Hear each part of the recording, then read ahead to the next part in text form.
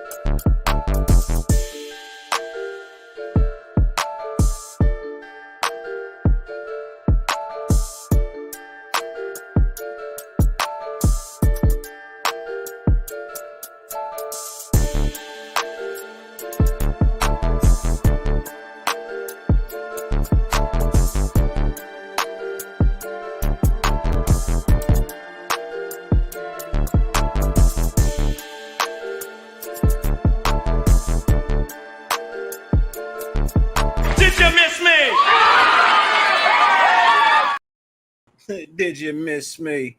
What's good, Raider Nation, man? What's good, YouTube, Spotify, any and everywhere that you may be listening to me at, man? Greatly appreciate you, for real. 50 billion things on YouTube. The fact that you allow me to grace your screen for any amount of time, greatly appreciate it, more than I can verbally express. I just want to say thank you to each and every single person. Shouts out to everybody that's in the building. Let's go down the list of people that are in the building for right now. My boy I6, what's good with your family? Salute to you. Hope all is well. Robert Pena, my guy. Salute. What's good with you, man? Raider Paul, my dude. What's good with you, man? Salute to you. Hope you're doing well. All eyes on G. You know what I mean? Salute to you. Billy Bats, what's good with you, man? Salute to you. Hope all is well. Digital Press, what's good, nephew? Hope you're doing good. My guy Dark Atheist in the building. What's up with you, Dark? Alex Martin, what's good with you, Alex, man? Salute to you. Pizzle 420, what's good with you, man? Salute to you. Cool Kev, what's good, man? Salute to you. Hope all is well with you, man. And still don't salute me on my own show. It's all right, though. I don't care. It's hilarious to me. Sean Johnson, what's good with you, man? Salute to you. Hope all is well. I'm going to go ahead and clear the air real quick before I jump into the show. Yes, I did a show. Yes, I said NWA was going through some changes. And NWA is going through some changes. And for whoever, you know what I mean, ain't a part of NWA, there ain't no love lost. I don't hate you. I don't dislike you. You know what I mean? It's, you know, just gotta move in a certain direction. Now, I will tell you this. I didn't have to dismiss anybody. They dismissed themselves. It's fine with me. I really don't care. For those of you that don't rock with me no more, for whatever reason, no skin off my back. I really don't care. You know what I mean? I just assumed it wasn't real in the first place. So I'm not even really tripping on that. You know what I mean? I can care less. I'm going to continue to move on, do what it is I want to do. I'm gonna make the best choices for the network. And that's just what it's going to be. You know what I mean? I don't hate anybody. I don't dislike anybody. I don't not rock with anybody. But, you know, if you don't rock with me, then, hey, look, don't expect for me to return the favor, man. Point blank, you know? And please don't get in my chat talking about, oh, Dirty, I got your back, especially if you ain't answering my phone calls or nothing like that.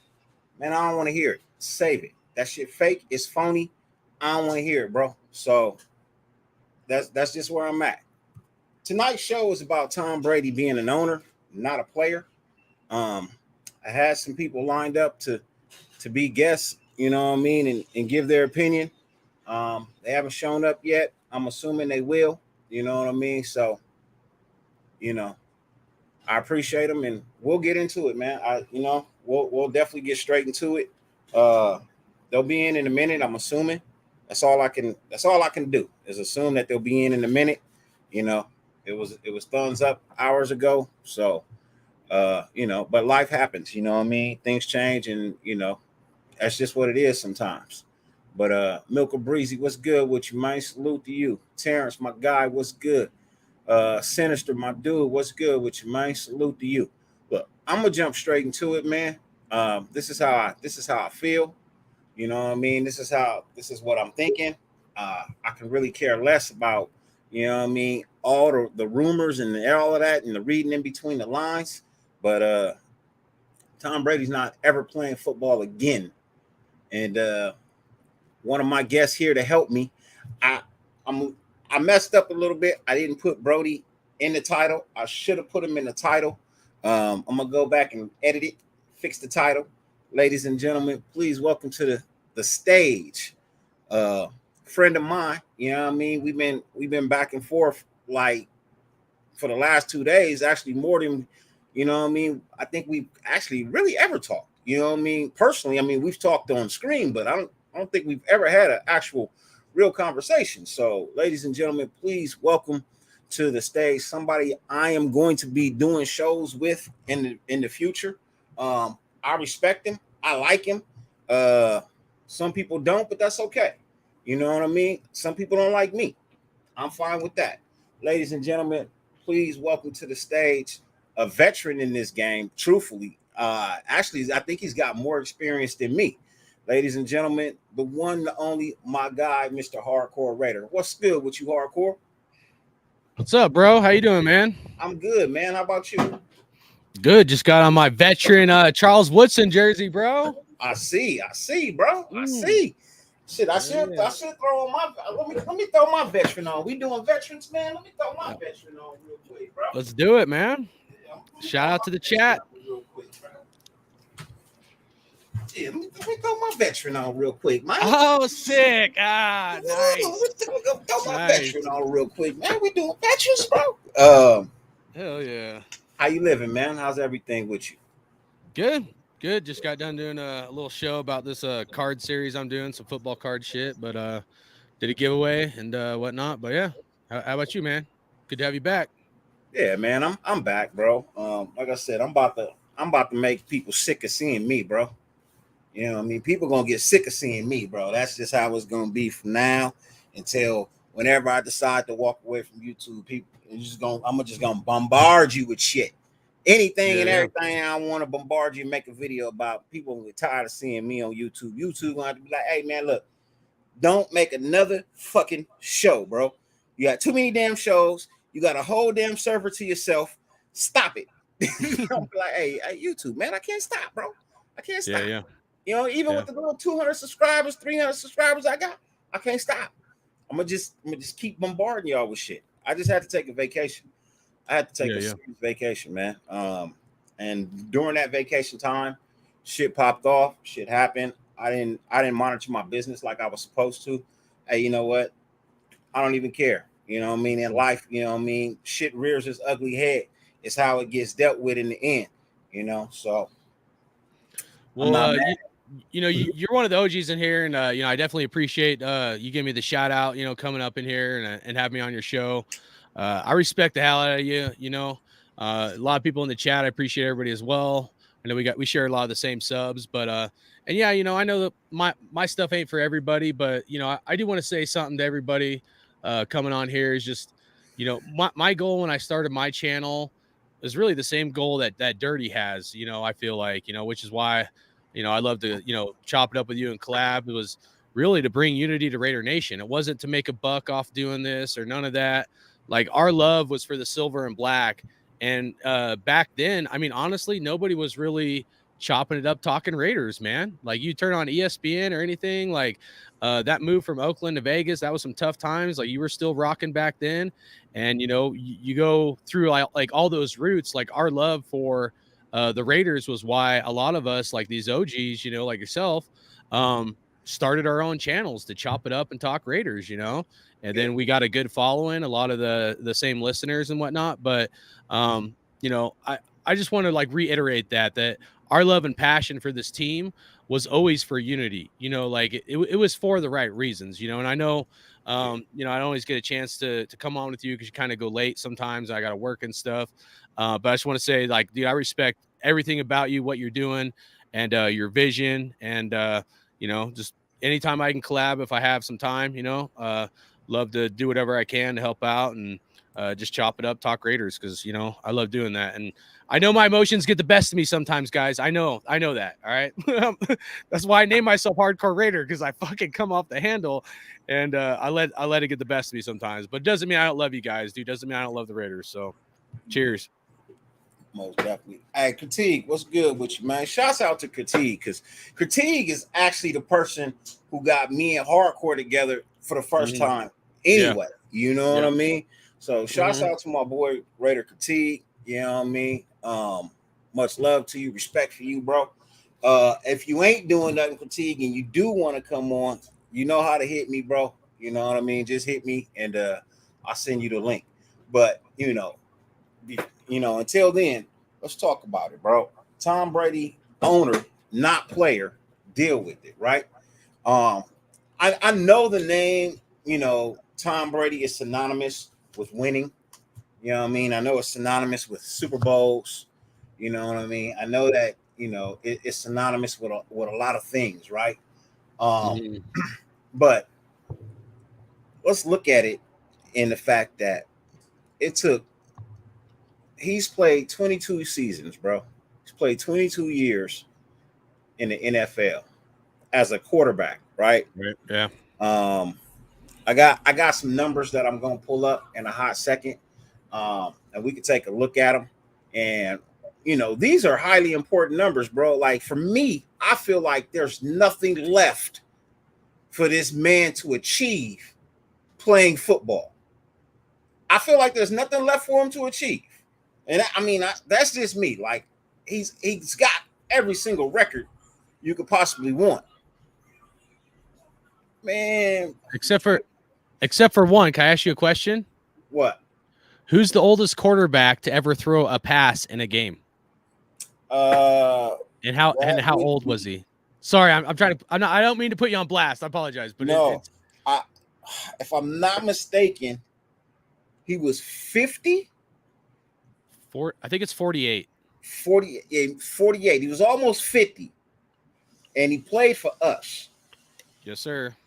Was it Blendon? Oh, someone in the chat got it. Yeah, it was Blendon. Yep, George. Yeah, Blendon. 48 years old, but he didn't play as long as Tom Brady. He's the oldest man to throw a pass, but he did not play as long as Brady. He was drafted really late in his adult years to play football. But Tom Brady is the longest active quarterback in the NFL ever. Yeah, no absolutely. one's played more games, more seasons than Tom Brady. Well, and to shoot you straight, that Blanda record, I mean, he was really a special teamer that came in because there were some injuries. I looked it up a while back or whatever because I was curious, but he only threw for like 11 yards or something, or maybe it was a little more, but it was hardly anything when he came in. So his main job title wasn't even to play quarterback at that point. So no, I definitely understand that. Ladies and gentlemen, we got another guest backstage that I want to bring out. He is in the title. You know who he is. He is the chaplain of NWA. He is the go-to guy for all your fishing needs and your outdoor accessories. That's why his channel is called Yes Sir Outdoors. Ladies and gentlemen, he is a survivor. He is my brother. He is my friend. He is my compadre. Ladies and gentlemen, the CEO of Brown Crackers, my homie, Mr. Raider Twuan. What's good with you, Twuan? Hey, what's good? What's good? How you doing? Blessings to everybody in the chat, you know what I'm saying? And of course on the panel, you know what I'm saying? Shout out to Hardcore Raider.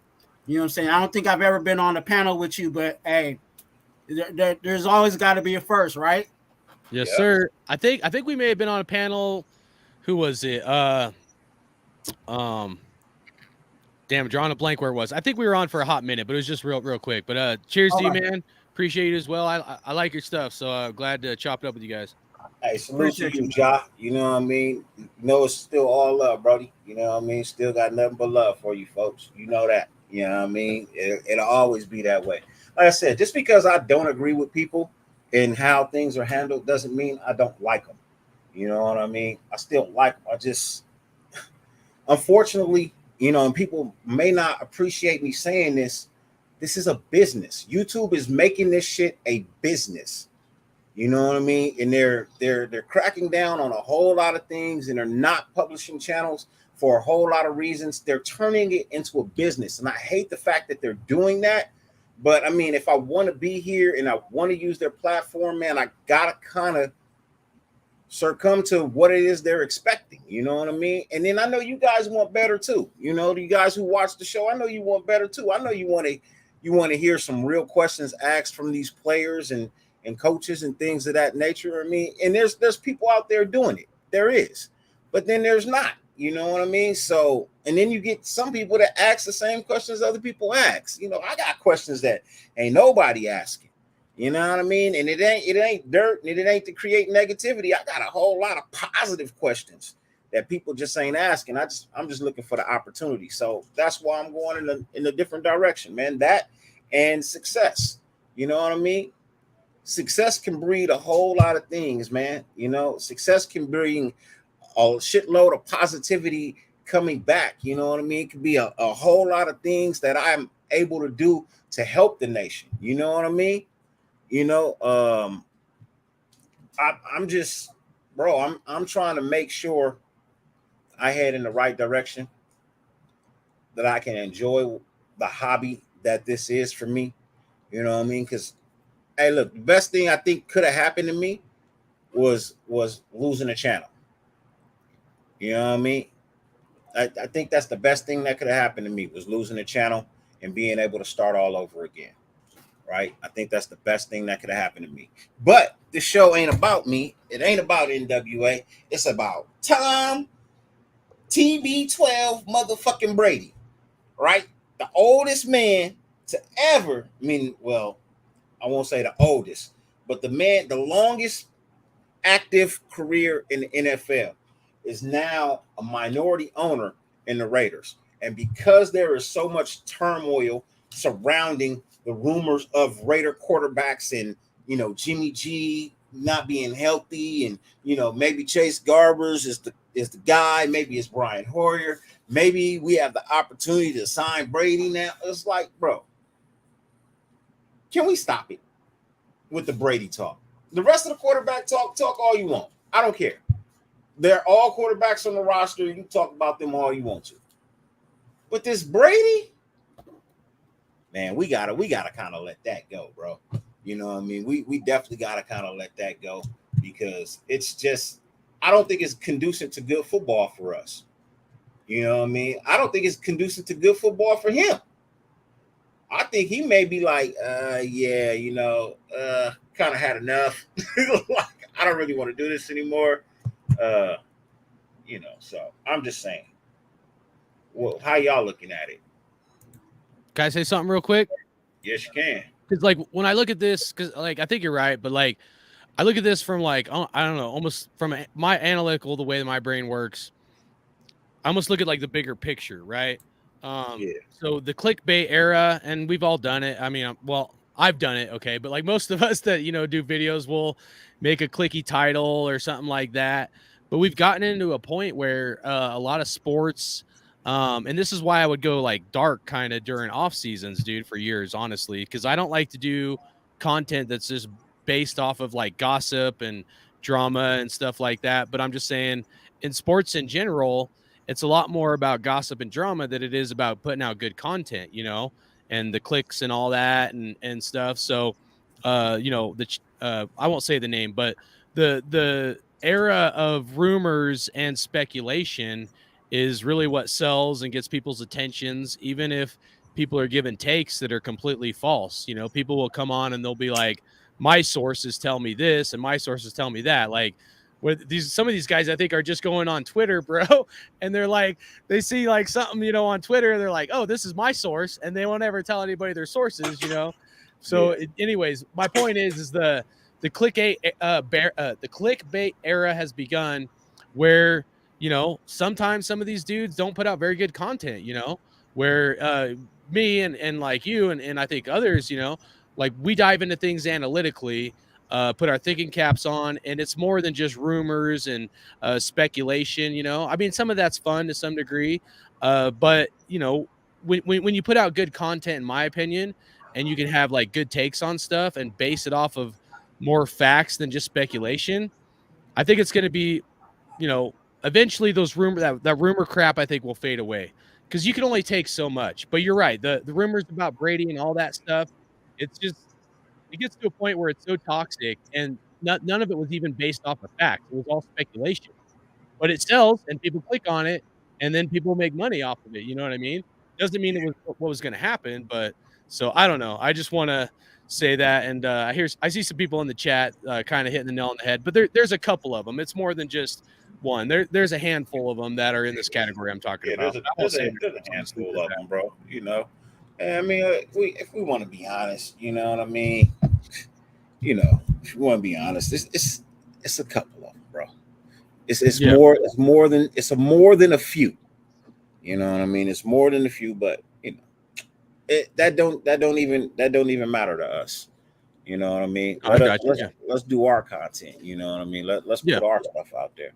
And one of the things that I definitely want to take a look at is this right here. You know what I mean? Tom Brady ranks first all time in wins, 243, Pro Bowls, 15, Super Bowl MVP awards, 5, 316 starts, 7,263 completions, 11,000 attempts, 84,520 passing yards, 624 touchdowns, 101 games played where he's thrown from three touchdowns. 4 touchdown games, he has 39. Right? These are all-time records. I think these are the ones that matter the most. You know what I mean? I got his postseason records too. You know what I mean? And we're gonna look at those too. And seven Super Bowl wins, right? He's got 7 Super Bowl wins, right? 7 Super Bowl wins, which is more than any franchise ever. Right. He has more Super Bowl wins by himself. Damn. Than he has than any franchise has. Right. 7. And he's been to 10. So he's 7-3 in the Super Bowl. What else is there left for this man to prove? I mean, I believe last year he was playing against players' sons on defense, and he played their fathers early in his career. Right. You know what I mean? He played their dads early in his career. You know what I mean? I think a father-son duo has a sack on him. I think there's a father-son duo that has interceptions on him. Like, bro, what would make you think this man wants to come back and have another go at it, bro? After I've accomplished everything in the world, what is there left for me to do? Tarnish my shit? Tarnish my record and not play so well like Jordan did? Because Jordan should have hung it up a long time ago before he actually did. It got to a point where it was just sad and it was pitiful, and then people wasn't watching them games. I mean, honestly, I can only think of two records. One was the Blanda record, being 48 years old, but that's still like 3 years away. So you know what I mean? He ain't even gonna hit that. And I'm not saying it's gonna happen. I'm just saying, that's one record, but why would you really want to play till you're 48 or something, And Blanda's thing was a little bit different because, like I said, he was a special teamer essentially that came in for like a few plays. But and then, the other highly unlikely one is to be the only player to be an owner and a quarterback at the same time. But the amount of votes you'd have to get for that to even be possible would be so highly unlikely that you're going to get the amount of votes for that to happen. I mean, honestly, there's really no reason for him to come back and do it, unless, not to be the devil's advocate here, but here's the only scenario that, because I always try to look at both sides of the coin. Here's the only scenario where I could see it possibly happening. Okay, so he probably has some sort of respect for Josh McDaniels, whether he likes him or not or whatever. To each his own, or between them, kind of thing. But if, say, something happens with Jimmy G, he gets hurt, Raiders are in a bind, Josh McDaniel calls up Brady. He's like, hey, Brady, I'm in a bad spot here. I need you to come in to the Raiders, help us out, help us win. Now, I'm not saying this would be at the beginning of the season, maybe depending on our record towards the middle or end or something like that. And Brady comes on out of like a poor puppy dog syndrome from Josh McDaniels calling up Brady, being like, hey, like, I'm in a bad spot. I need you to come save me. Like, and McDaniels could pull out the, I helped you win Super Bowls, I need your help now kind of thing. Not saying it's likely or going to happen. I'm just saying that's the only other scenario, like in my brain, at least, I could see possibly happening where he could come back and play, would be like a friend, like, I really need you here, from McDaniels kind of thing. But other than that, I can't see anything. I think that's already I think that's the reason why the puppy mill started from the beginning, is because of the feeling of desperation. You know what I'm saying? People are not just desperate for content, but they realize that if Jimmy G goes down, you know what I'm saying, we're screwed. You know what I'm saying? On a whole lot of levels, and you're asking for a whole lot of miracles to take place in order for us to be a team of success. That record of the oldest quarterback throwing a pass. I think Tom Brady's leaving that up for Brian Hoyer. You know what I'm saying? Just to be honest with you, I just feel like it's you have to look at it in this aspect of, he's, like you said, like all the things that you guys say, I agree with it. He's played to the highest potential. He is the GOAT in regards of quarterback play. You know what I'm saying? He's at the top of his game. And one of the things that a lot of people have failed in their legacies is that they didn't recognize when it was time to hang it up. You know what I'm saying? They hung it up when they were on their low instead of hanging it up on their highs. And Tom Brady's in that position. And then even on top of that, why is he going to trot his little old self out there on the field? You know what I'm saying? Be in risk of all those injuries. You know what I'm saying? For a check, when all he has to do now as an owner is to put on a suit and still get paid. Right. Yeah. You know what I'm saying? Like what like really let's keep it real honest throughout this chat and through this nation. Would you rather put on a uniform and get cracked by, you know what I'm saying, the top pass rusher, or wear a two-piece suit and collect a check? That's a good point. What are you going to do? Can I ask you a question, or anybody in the chat? Like, what quarterbacks, because I don't have time to research this part, but how many quarterbacks have won Super Bowls on like two different teams? Does anybody know? Or can you think of anybody that's won a Super Bowl on two different teams? I don't know. I mean, and starting quarterback, not a guy like David Carr. I know he only won with the Giants, but I'm just saying, like, it can't be a backup quarterback. I'm talking like a starting quarterback. Did Peyton win one with the Colts? Oh yeah, he did. So Peyton Manning's one. Yeah, good call. Yeah. Yeah. Sean, I get you. You know what I mean? I hear you. I definitely hear you. But I'm just saying. That's what I'm saying. In the postseason, 19 appearances, 47 starts, 35 wins, 10 Super Bowl appearances, 7 wins. He has over 1,000 completions in the postseason. You know what I mean? He's what, 13,000 yards in the postseason, 86 touchdowns in the postseason, game-winning drives, 14 in the postseason, fourth quarter comebacks, 9. Bro, you only get 3 or 4 postseason games a year. Well, I guess no, I agree. I mean, the only other thing I could think of is if he wants to be the only quarterback to win a third a Super Bowl with a third different team. Like, you know, I'm just trying to think of things he hasn't broken, I guess, you know what I mean? So he's tied with Manning and like if there's any other quarterbacks I missed or we missed. Yeah, Terrence is right. Peyton Manning is the only other quarterback to do it. Okay, that's what. Yeah, The that's Colts a good and call. So he's tied with Manning, but I mean, like, would that be enough motivation? Oh, I got to get another Super Bowl, but with a third team. I don't know. The only way I could see it is if the puppy dog card gets pulled out with Josh McDaniels trying to, like, you know, reel in his friend if he's in a bad spot, you know. Yeah, I don't. I mean, that sounds like a good scenario, but like I said, I think that was the genesis of all of these rumor mills, is because of the disparity that we are at in quarterback, in just in the quality of quarterbacks that we have.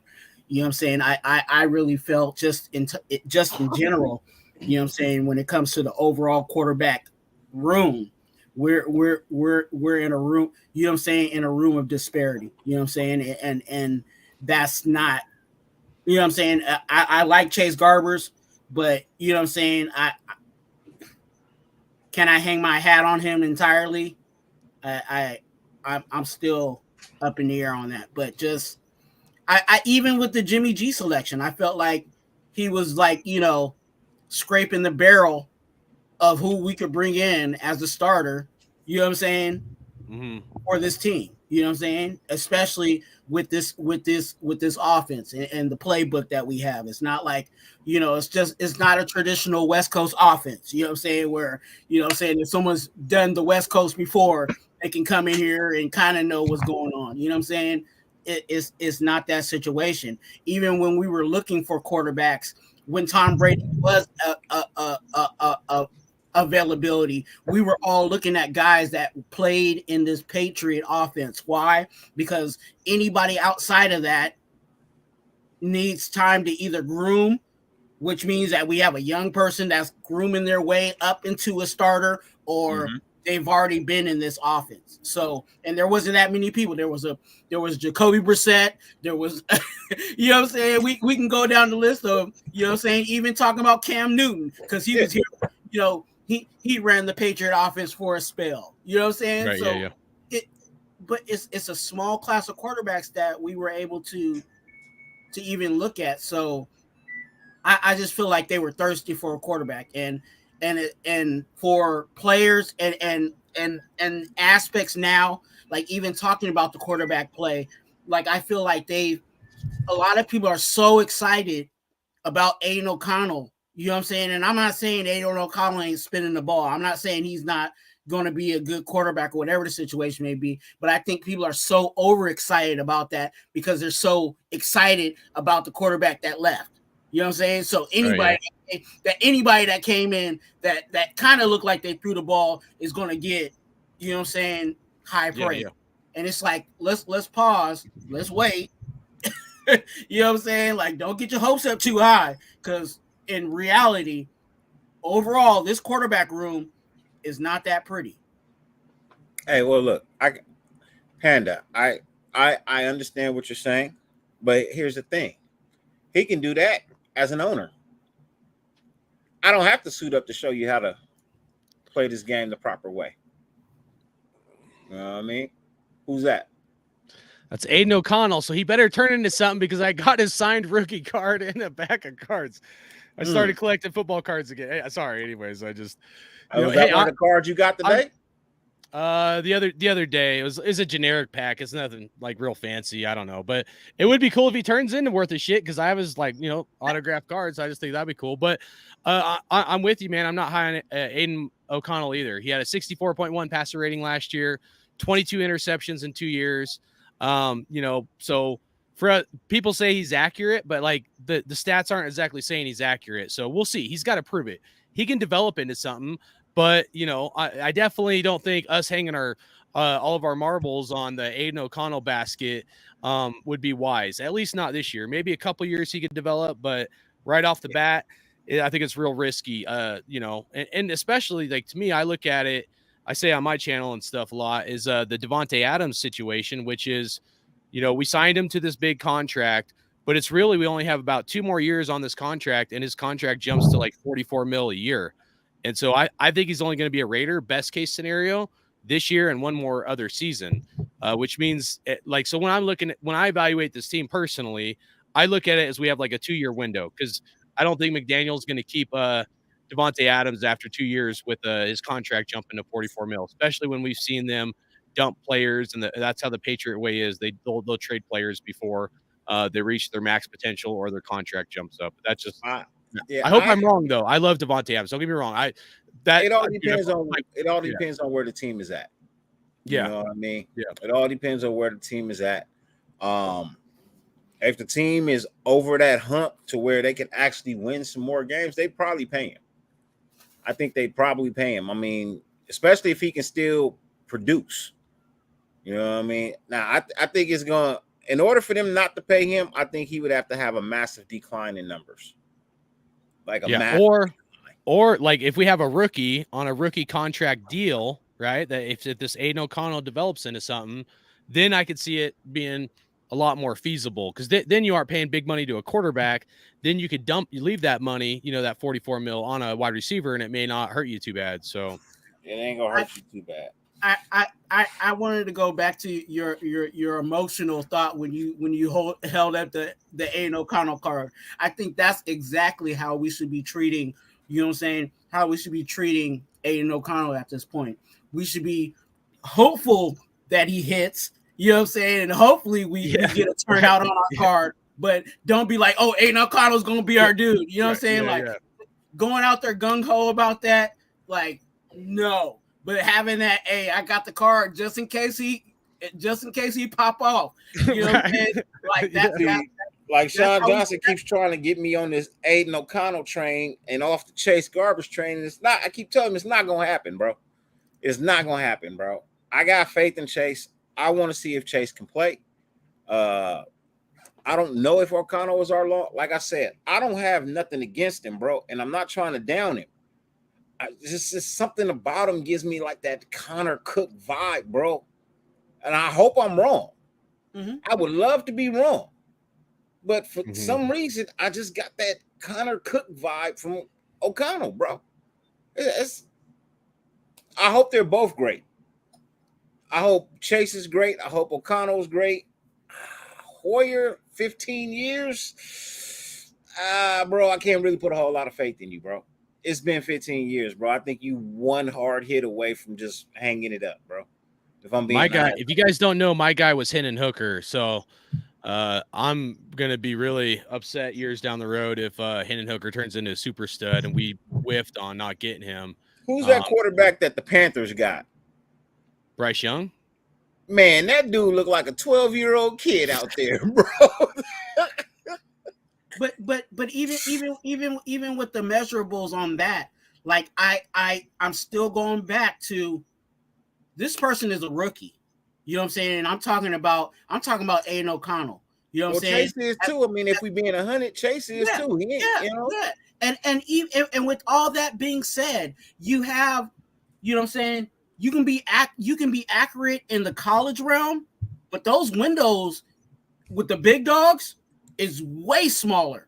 So if he wasn't, I'm not gonna say it automatically translates, but if he wasn't super, you know what I'm saying, if he wasn't a super sniper in college, what do you think he's gonna be his first year? You know what I'm saying, in the NFL big dog, you know what I'm saying, game. That's not the same speed, people. It is not the same speed as college ball. So not at all. Just pump your brakes just a little bit. I'm saying this for everybody because I don't want to have to deal with a whole lot of people with mental health when Aiden O'Connell goes out there and he ends up breaking your guys' hearts. Just pump your brakes. Be happy on his successes, but give this rookie some time.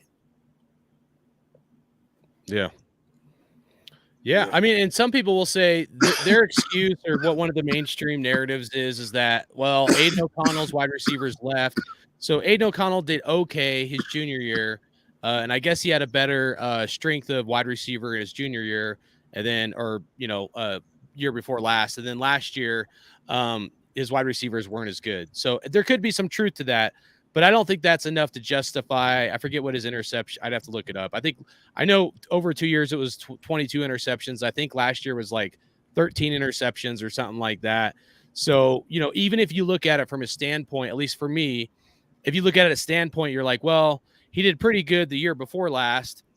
But if you look at his amount of interceptions, it's not like when his good wide receivers left, it's not like last year was just a one-off with the interceptions. He had a lot of interceptions the year before with good wide receivers.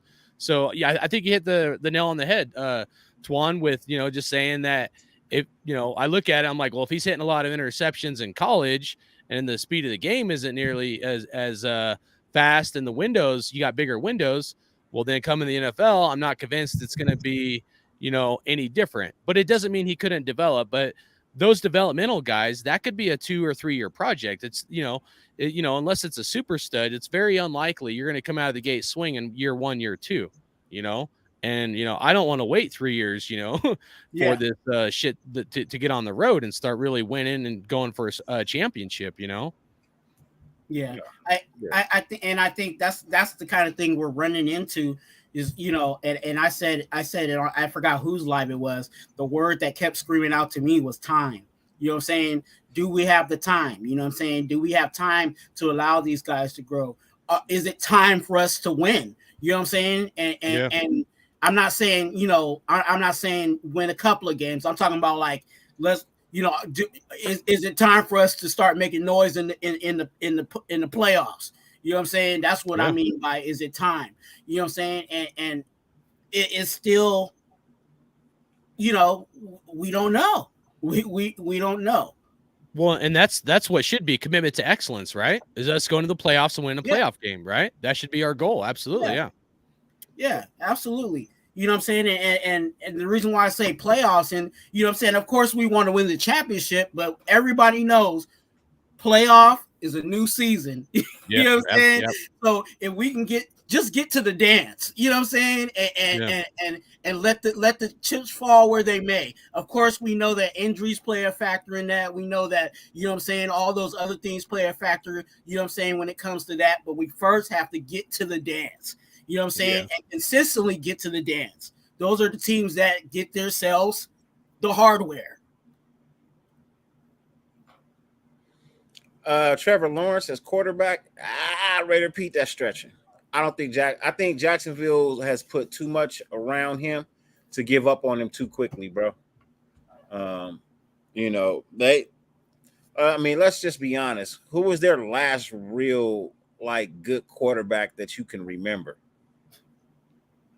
Jake Delhomme. That dude wasn't even that good. I mean, I'm sorry. I got to go all the way back to Mark Brunell. Oh, there you go. Yeah, that's. Brunell. I'm sorry, Delhomme. I think the Delhomme was Panthers. Yeah. Their last great quarterback, bro, was Mark Brunell. Yeah, that's a fact. Yeah. And low key, I like the Jags when they had Mark Brunell, bro, and Fred Taylor, bro. Oh, they was killing, bro. They jerseys was fly when they came in. Look, I low key liked the Jags back when they. I wasn't a fan, but the squad that they had, bro. Yeah. Mark Brunell, Fred Taylor. Who was the wide receivers on the outside? Damn, it's on the tip of my tongue. I know you're talking about. I can't think of it right now, bro. They had a squad. Yeah, I can't remember. They had a real squad. You know what I mean? And hopefully, Fred Taylor gets into the Hall of Fame soon. He deserves it. You know what I mean? I believe he deserves it. You know, he was one of my favorites from back in the day. So I hope he gets in the NFL.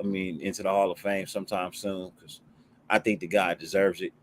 And then, shouts out to Ryan Clark for his he won an Emmy. Yeah, Ryan Clark won an Emmy. That shit was dope. But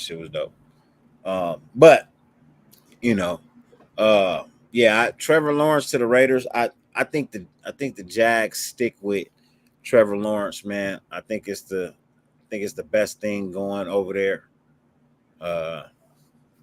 They're really building a team, that can that can really make playoff runs, and with the quarterback they got is why it's possible. I think they made that. I think they already made that investment that Trevor Lawrence was, going to be their franchise quarterback. You know what I'm saying? He's got to be. And to be honest with you, when he came out of college, I felt like, hey, he was going to be one of those guys. You know what I'm saying? I'm not going to say he's going to be like the top, but he was at least going to hold down. The first year that he came in, he had a whole lot of issues just with his coaching staff alone. They had the whole little turmoil over there. So, what I'm saying? Finally they brought in, Doug Peterson, to really bring that team to where they were, because I feel like even with, Trevor Lawrence's first year, I mean, he was spinning the ball, but he didn't have that much help, around him. So they're building around him, and I like what they did. Their defense is you can look at their defense alone and say that they got a couple of guys over there that can get it done too. So they're young, they're young together. I'll say that they have a very young team. So if they can keep that nucleus together and just build, they'll eventually be, relevant and getting their runs in too. Yeah, no, I mean they made the playoffs. You know what I mean? They made the playoffs. They beat, like Big Worm says, they beat the chokers. You know what I mean? In the playoffs. So they came back. That comeback was something else too, bro. That was something else. I'll tell you what. I'm not a Jags fan, but that day I was the biggest damn Jags fan there was, dude. I just wanted to. I told y'all the Jags was gonna beat the Chargers in the offs. Yeah. Well, hey, I'll tell you guys, man, when I look at drafts, I usually look at quarterbacks a little bit later rounds, that maybe aren't as like hyped up as some guys. So a lot of times I'm not too big on the guys that are like, going to, top, say 2 to 3 quarterbacks in the draft. But I would say Trevor Lawrence, of all the quarterbacks, I liked Jalen Hurts, but I knew he wasn't like going to go probably top 3 quarterbacks or whatever. But for guys that were top 3 or higher, Trevor Lawrence was my favorite quarterback for higher draft picks, probably in the last 10 years, and like everybody thought he was going to be a bust and stuff because the first year was not good at all, to say the least. But dude, like I said it last year when people were saying we were going to beat the Jags, I said, don't sleep on the Jags, man. If Trevor Lawrence and this coach gets this thing turned around, he's going to be a super stud. And I think they're doing it. They're going to be a force to reckon with as long as they have Trevor Lawrence, man. I think he's a really good quarterback. So. Yeah. No. Sebastian has a question. He says, "What do I think about people losing their minds over Brady being part owner?" And Sebastian, you know what? I don't think about it. I don't even think about it, man. That's why I'm doing this show. You know what I mean? He's an owner, not a player at this point in time. And I don't think he's ever going to suit up for anybody ever again. I think his time to retire is his time to retire. You can only accomplish so much in the NFL. You look at everything that it's actually cost him in his life, bro. It cost him a marriage. This game has cost him a marriage. You know what I mean? A happy home. I know he stays in shape, but I mean, come on. We all know the hits and stuff add up, bro. Eventually, at some point in time, they're going to catch up to you. Right. Yeah. Why risk it? Why risk something worse? I think he has had some very successful businesses. He has bought some startups. He's got involved in a whole lot of, different ventures with the group that he's a part of. And hey, look, if you can bring a winning attitude and a winning culture, I'm all for it. I don't care what your name is. In all honesty, I don't care what your name is. Bro, your name could be Warren Sapp. If you're bringing a winning culture and you're going to help us like stir the boat in the right direction to, we right now, we just drifting. You know what I mean? Don't nobody really know how to set the sails, bro. We just been drifting. Now we got somebody who actually know how to navigate the winds, and I'm all for it, bro. I'm all for whatever makes this team better. And I'm all about winning. And the unpopular, you know what I'm saying, the unpopular take, which I feel is also valid, is we know who runs the ownership of the NFL teams. We know their tendencies, you know what I'm saying, of ownership. So they're going to go with the most safest, you know what I'm saying, people to join the club. Everybody, if you can read the lines, you know what I'm talking about. You know what I'm saying? Like, they're only letting certain people get in the club. You know what I'm saying? So to have, and I look at basketball, you know what I'm saying? The greatest player, you know what I'm saying, to play a game is you know, it can be argued, but most people say Michael Jordan. What did Michael Jordan end up getting? Ownership of a franchise. You know what I'm saying? Mm-hmm. Football. You know what I'm saying? Who's the GOAT? Tom Brady. You know what I'm saying? He has to get his foot in the door. You know what I'm saying? And they're going to let him get the foot in the door. Why? Because he's been trusted all these years. You know what I'm saying? All these years, he didn't have no scandals. He didn't have nothing, you know what I'm saying, popping off. You know what I'm saying? There ain't no red flags. You know what I'm saying? His skin color's a little different. You know what I'm saying? It's not, you know, it works. It works for all them. the years who took pay cuts for that franchise to thrive that he was a part of. It works for them. So he got his foot in the door now. Mm-hmm. He's in the club. Yeah. Let's see what happens when we got the golden boy on our team. Hey, if he can get us some calls coming our way, you know what I mean? Hit up Walt Coleman, who is the ref that threw the tuck rule game. His son, just so you guys know, if you don't know, Walt Coleman's son is a referee in the NFL.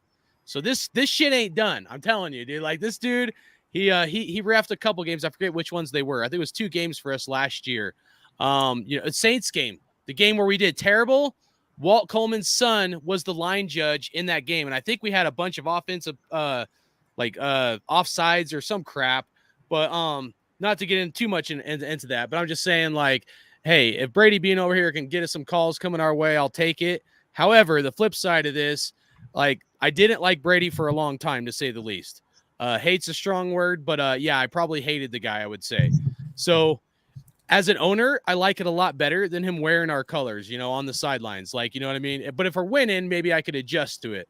However, if he's sitting up there, Mark Davis, and he's wearing silver and black, and we know this dude grew up a Niner fan, it's still a little bit for me to digest. I like the marketing scheme. I like the business aspect of it. It's going to help our franchise and stuff, but it's still a little tough for me to swallow that he's going to be wearing silver and black, rooting for us. And, you know, so like one side, I'm like, I'm cool with it. And then like the Raider part of me, I'm like, dude, we're going to see this dude wearing silver and black and rooting for us. It's a trip. You know what I mean? Like, it's going to be one of those things. It's going to be like a weird, like, it's like a Twilight Zone. We're going to see it, and he's going to be on the sideline up there. And it's going to be like a Twilight Zone, dude. Just I ain't even going to lie to you, man. That was one of the first things that popped in my mind when they told me he was getting ready to be an owner. I said, yes, they might just be a little lenient on us now. Yeah. The pretty boy of the NFL, the Jerry West, the Jim West of, who's that logo again, man? I forget. Who's the logo? NBA. Jerry West. Jerry West, right? Hey, look, he's the Jerry West of the NFL, bro. If they had a guy dropping back to throw a ball, it would be fucking Tom Brady. Bro, if they had a guy on the side of theirs like the NBA, bro, it'd be fucking Tom Brady. And we need, you know what I'm saying, and I'll say this to what Hardcore says.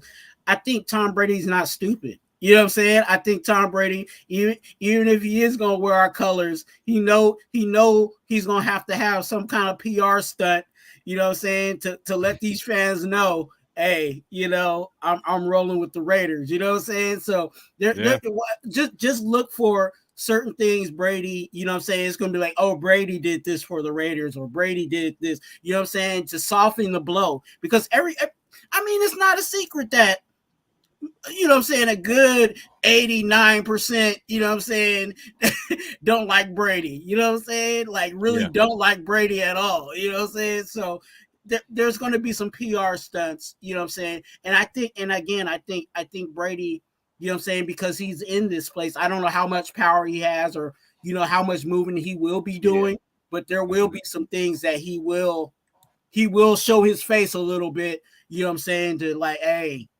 I'm rolling with y'all, you know what I'm saying? Because again, it's his money too. You know what I'm saying? Right, he put money in, so whatever he can do to up his revenue, he gonna do it. Yeah. So, well, let me ask you guys a question real quick that I'm thinking about here. So, we think about this whole thing. He's wearing our colors. He's like up there in the press box or whatever, Mark Davis. You think he's ever going to admit, or you think anybody's ever going to ask him about the tuck game? And if he admits that it was a fumble, I know Charles Woods, I know C. Wood did, but I'm just saying in more modern era, do you think he'll ever come out? Huh? He already has. Somewhat. It was more, I don't know. No. He has admitted in public that it was a fumble. You talking about the Charles Woodson interview? No, I'm talking about something way completely different. This was just on some other shit. He finally came out, and it was just him. He did the shit. He came out. He was like, "Look, I'm just gonna say yes, it was a fumble. Yes, he has done it already. He has already done that. And to me, it wouldn't even matter. Long as if we're winning, who cares? I don't know. I mean, if he owns us and he's like, fuck no, it wasn't a fumble, you're telling me you're not going to want to punch him in the face? Nah, he's already, I'm sorry. I would be like, what? I'd lose my mind. I'd go fucking hardcore crazy on his ass. But hardcore, understand this. Just like I said, he knows all this. So what do you think he's going to say? He's going to soften the blow. You know what I'm saying? His next press conference, he's probably going to say it again. You know what I'm saying? It was a fumble. You know what I'm saying? Like, just because he wants to, you know, I don't want to say pass the peace pipe, but he wants to soften the blow. You know what I'm saying? And you know, enter himself into whatever venture he's trying to do with, you know, with us financially. Because remember, everything that Brady's going to do for us now is going to be a money move. You know what I'm saying? It's of course it's going to help the Raiders, but it's also going to help his pockets at the same time. Yeah, absolutely. Well, and he's got that TB12 thing set up in Vegas now, or some shit like that. His brand. So like, you know, that's a recent transition last year or something like that. I just was asking the question because if he did come out officially, you know, and say that it was a fumble, like in a press conference or something, I would respect him a lot more. But here you go. So here you go. Right. Tell me something honest. Tuck rule game against the Raiders. Might have been a fumble. New trend alert. Tell me something honest. Play it again. Hold on. Play it again. I got to hear it one more time. One time. Give me one time. He said, come on, man. Let me hear it one more time, man. Hold on. I couldn't believe I've never heard that, bro.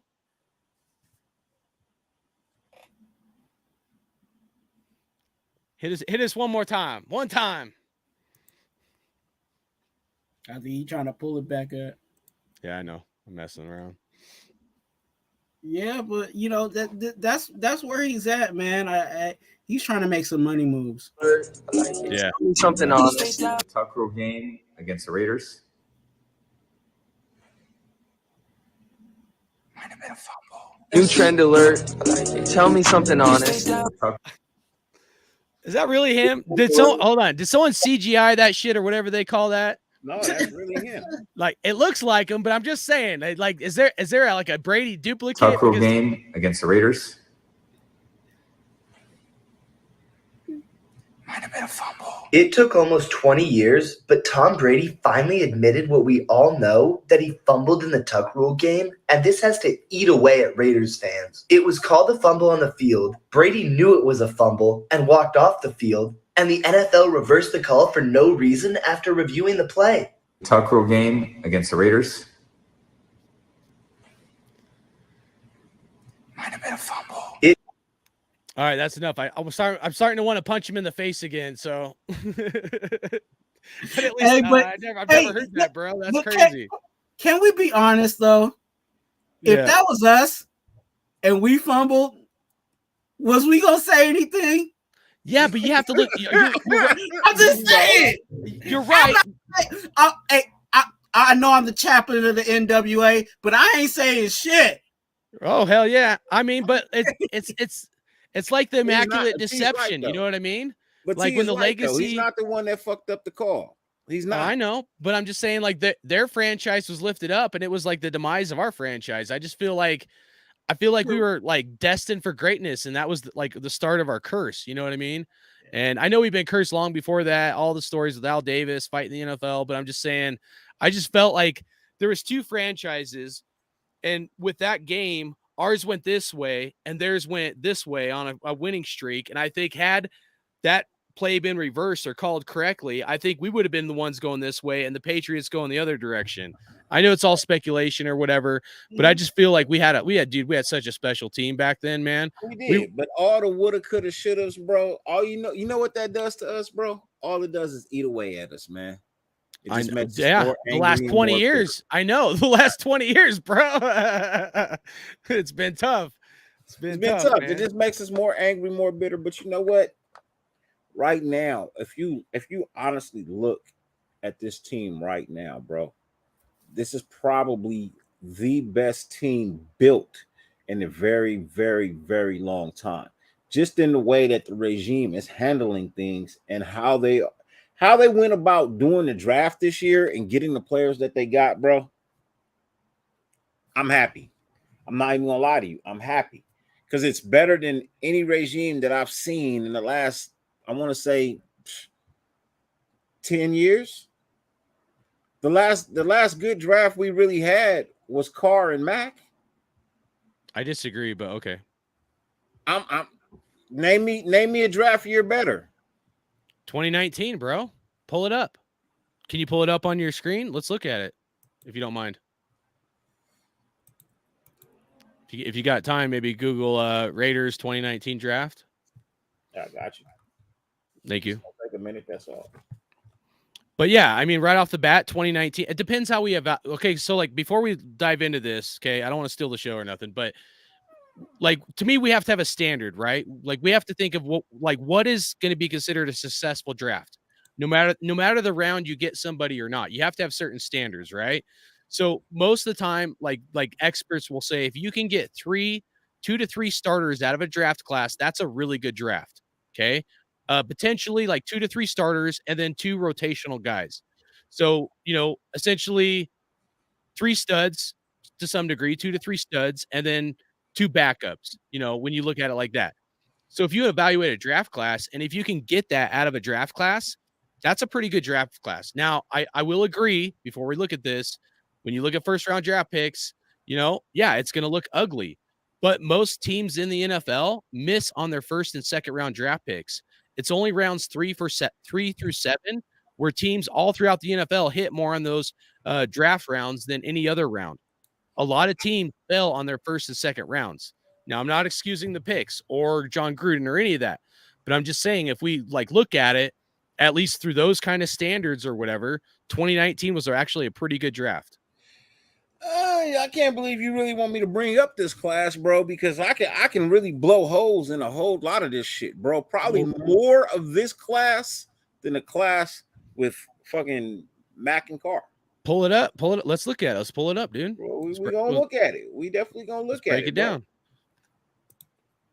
So, first pick, first round, Cleveland Farrell. Never panned out.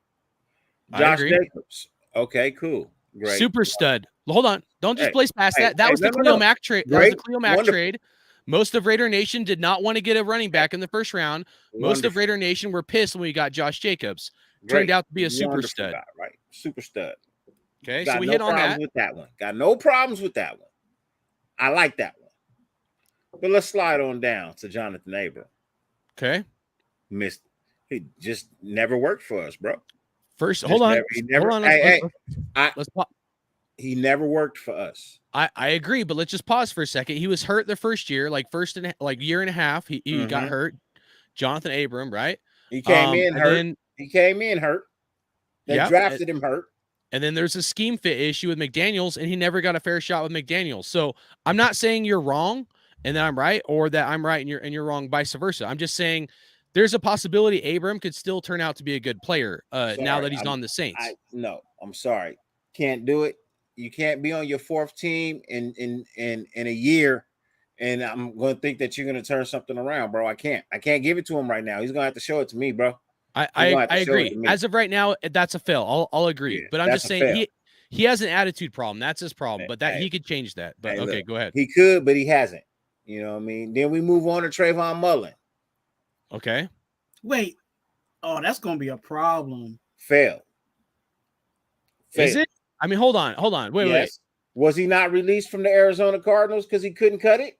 Yeah, but how long did he start for us and do pretty good, like okay to pretty good? A year and a half, 2 years? Was he on the team last year? Did he perform for us? Dude, I hear what you're saying. I feel you hardcore, but I'm just saying. We had some production. You could count him at least as a rotational piece. Maybe not a stud, but at least a rotational piece. As many starts as he had, you can't say it was like maybe where we drafted him, you can say a complete fail. But the fact that as many games as he started and he was somewhat productive at times, it's like 50-50. Abrams was given the opportunity last year and he couldn't cut the mustard, and they let his ass go. They didn't trade him. They literally just cut him. Bro, they did that. That's what I've been saying, though. They did that with everybody, bro. Not just him. But go ahead. All right, let's keep rolling. Yeah. I'm just saying. They didn't even give him a shot. A lot of these guys, they weren't even trying to develop or anything. They cut him right away. I understand that, but he didn't cut it. He didn't cut it where in Green Bay. He couldn't cut it in Seattle, and now he's with the Saints. That's Abram. I thought we were talking about Trayvon Mullen. No. Oh yeah, Trayvon Mullen. Now, if we're talking about Trayvon Mullen, bro, like, well, that's his fault for taking too long to get the fucking surgery he needed. He shouldn't have did that. He should have got it when he should have got it at the end of last season when he was supposed to have got it, but he wanted to wait, and then he couldn't cut it. He couldn't cut it. He went to Arizona, he couldn't cut it there. I mean, I don't know what you want me to say. Like, I can't give kudos to players that ain't in the NFL anymore. I'm just saying it's a 50-50. Like, it could be a 50-50 split. Maybe 60-40. I'll give you 60-40. Second round pick 4 years later, and you're not in the NFL anymore. What round pick you said? Second round. Oh, number 40 overall. Yeah. You know what I mean? And here it is 4 years later, and you're not in the NFL anymore. But at one point, he was at least a rotational piece. But okay, go ahead. At one point, I thought the world of him, bro. Right. At one point in time, I thought the world of Trayvon Mullen, bro. I thought he could eventually be the Charles Woodson of the future, bro. Yeah. I'm not looking at everybody that they're going to be a stud. I'm just looking for 2 to 3 studs in a draft, and then here's our second player to pan out, bro, out of this roster. Second player to pan out from this roster, Max Crosby. Can you scroll down for me, please? If you don't mind. To where? I'm just saying, we got Mad Max, right? No, I know. Mad Max. Who's next after Mullen? Mad Max. Mad Max is after Mullen. Where's his? Oh, okay. Sorry, the advertisement is. Oh yeah. Okay. Yeah, right here. It from my eyes. Yeah, you good. Super stud, right, bro. Super stud. Hey. So okay, let me ask you this. No right? arguments. Okay. No arguments. No arguments with that one, bro. Everybody says Max Crosby was luck of the draw. I don't think that's accurate. A lot of people, Raider Nation is like, well, we can't count Max Crosby as a good draft pick for Gruden because it was luck of the draw. I think that's not a fair take, because as soon as he got drafted, they said he has a high motor. He's got to put on some weight, but they really, really liked Max Crosby. So anyways, we hit a home run with that one. So that's you hit that's an out the park, bro. I don't agree with those takes, man. That's not a luck of the draw. That's picking a player, and you know what I mean, at a spot where he can be devalued, and he ends up panning out and being one of the greatest in the NFL right now. Yeah, so two super studs, not just like studs, super studs. Yeah, Josh I got you. Max Crosby. 2 great players, bro. Right? Okay. 2 great players. Then we move on down to Isaiah Johnson. Fail. We all know that. I mean, I know that, yeah. Foster Moreau. Okay. C. I give him a C. I won't fail him. I give him a C, though. At least the rotational piece with potential to be a starter. Yeah. Okay. So there's one. Hunter Renfrow. Another okay piece. Right? Okay. Another okay piece. So a start. Hold on. No. On the bad ones, you're going to hammer them home, and you're going to drift over one of the good ones, man. Come on, bro. I'm just saying. You're killing me, Smalls. You're killing me. Hey. I'm just saying. But he's a pretty good wide receiver, man. You know what I mean? Here's the reason why I jumped over Hunter Renfrow. He got his own name, third in Renfrow. I'd say that's maybe not a stud or super stud, at least a rotational piece, a key rotational piece to our team or to any team. And they got him in the 5th round. Here's my problem. If you look at where he was drafted in the production we've gotten out of him, I know last year wasn't very good. That's almost a home run draft pick, depending on how you look at it, at least for the production we've got out of it for a 5th round pick. So most definitely. So at least the rotational piece. So we'll say 2 studs plus a 2 rotational pieces. Here's my thing. I don't know if Hunter Renfrow's going to be here. I agree, but that's on this staff, bro, not the previous one. All right, who else we got on the draft board? That's 5th round. Bro, ain't even no reason to bring up Quentin Bell. Oh, that was no reason to bring up Quentin Bell. And don't disrespect the champ. Hey, don't. Hey, he got no reason. He got hardware, bro. Ain't no reason to bring up Quentin Bell, bro.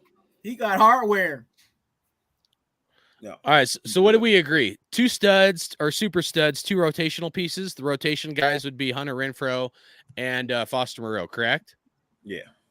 So I'm not going to say it's like A+ draft, but it's definitely not like a D or C. I mean, like that's a pretty good draft. Now, if you evaluate it of just what happened in the 1st round with Jonathan Abram and obviously Cleveland Farrell, you're going to say it's a fail. But when you look at it as a whole, I think that's a pretty good draft class, bro. Versus other ones we've had to get at least 2 super studs, I'd say, and 2 rotational pieces. I don't know. I'd probably am looking at it a little more optimistic than a lot of Raider fans, but I don't know. I want to hear what Twuan thinks because you've been really patient and whatnot. No, I'm with what you guys said on the values of the players. I think those were fair values for them. You know what I'm saying? I hate that, you know what I'm saying? I hate that people want to, crash down on, Cleveland Farrell, you know what I'm saying, the way that they do, but it is, we can't help that he got picked where he got picked. You know what I'm saying? And we always talk about in the situation of if Max Crosby was swapped, you know what I'm saying, with Cleveland Farrell, we wouldn't be talking this mess. You know what I'm saying? We would be like, oh, Cleveland Farrell did well, you know what I'm saying? We got him in the 4th round. We good, you know what I'm saying? But that wasn't the case. So I still agree with Dirty in the sense of I felt like the other draft was a little better.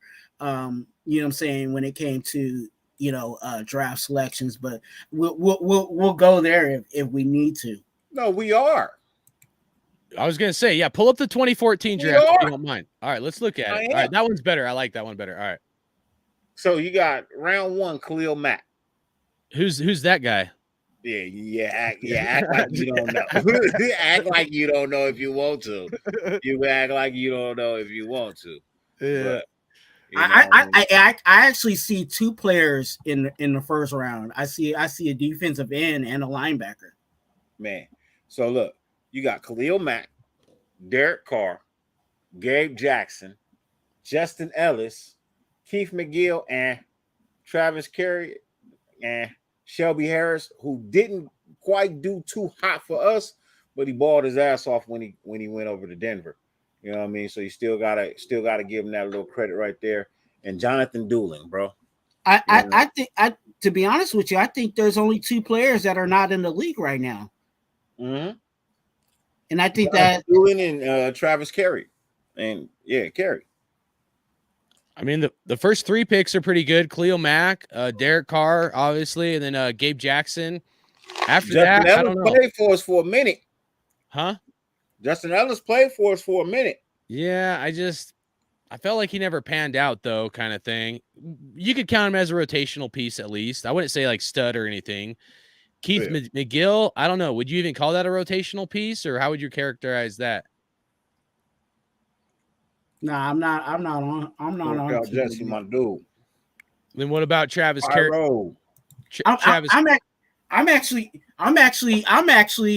I'm high on TJ Carey. I like TJ Carey. I liked him when he was with us, and then he went over to I think he went over to Cleveland for a little bit, did a little bit over there. You know what I'm saying?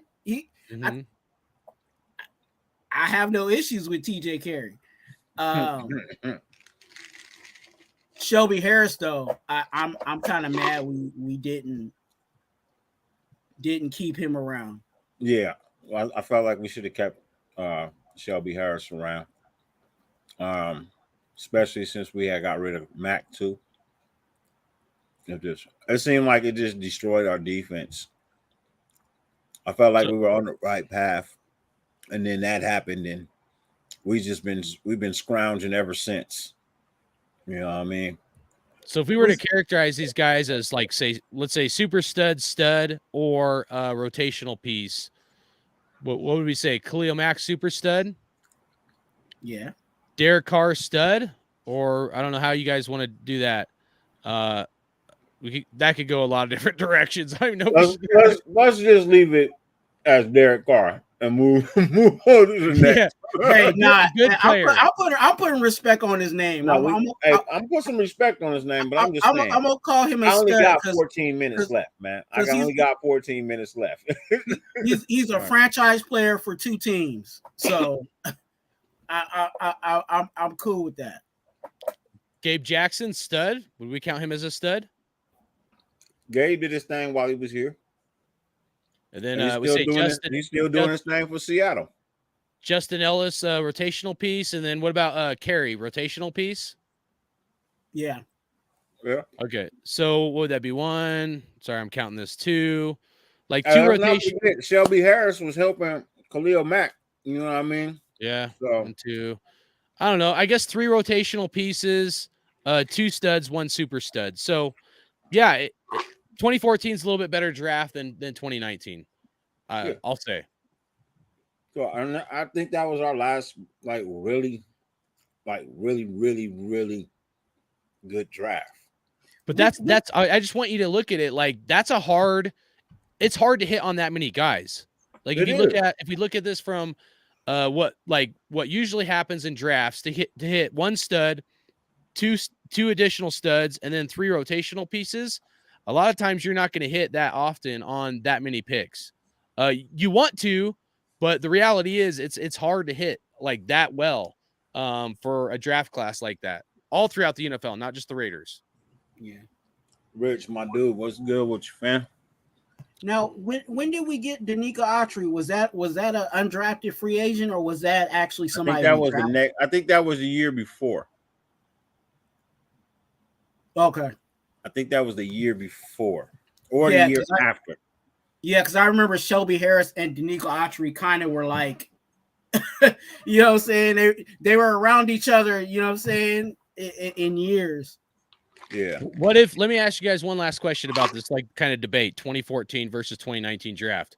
If Jonathan Abram goes over, pulls his career around or whatever, his attitude issue and being healthy, and balls out for the Saints and ends up being a stud or super stud, would that change your opinion of the 2019 draft class?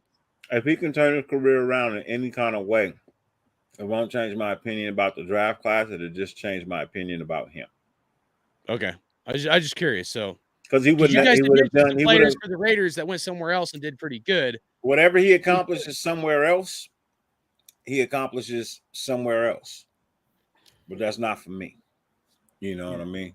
Yeah. All right. I was just It's curious. it's going to be interesting to see how he actually plays out, because ain't the honey badger over there too? Yeah. Yep. And the honey badger, if you guys remember back in college, he was like, I don't remember, he was doing drugs or something, but like he had a lot of Yeah. issues That's coming why. out. Like That's Dion, why when you said, you know what I'm saying, Abram got some some attitude issues, I'm like, oh, he over there with the honey badger. They might be, you know what I'm saying, that might work in buddy system, but that might be a wild out, you know what I'm saying, tag team, like that might be a problem, you know what I'm saying, but behavior wise. or because the honey badger been there, done that, and he's grown up rough, he might be able to True. relate to Abram and help school that young cat to get his shit straight. And So then also at the same time, I think, you know what I'm saying, even with Abram, you know what I'm saying, like I think you kind of realize like, hey, he's been bounced around a few times, you know what I'm saying? And I think people I think he even realized like, dang, I've been bounced around a few times. Maybe I need to try to get my act right and, you know what I'm saying, establish something as my home, you know what I'm saying? And it might work over there with the Saints. Who knows? Dennis Allen might be able to pull something out of him. 100%, and they have a good defense, and that's the best way to be humbled, bro. He's been humbled by now. If he had these attitude issues, which I believe he did, he's definitely realized, the best lessons are the hard lessons learned. So we'll see. Yeah. Hey, what up, Loon? What's good with you, man? Shout out, Loon.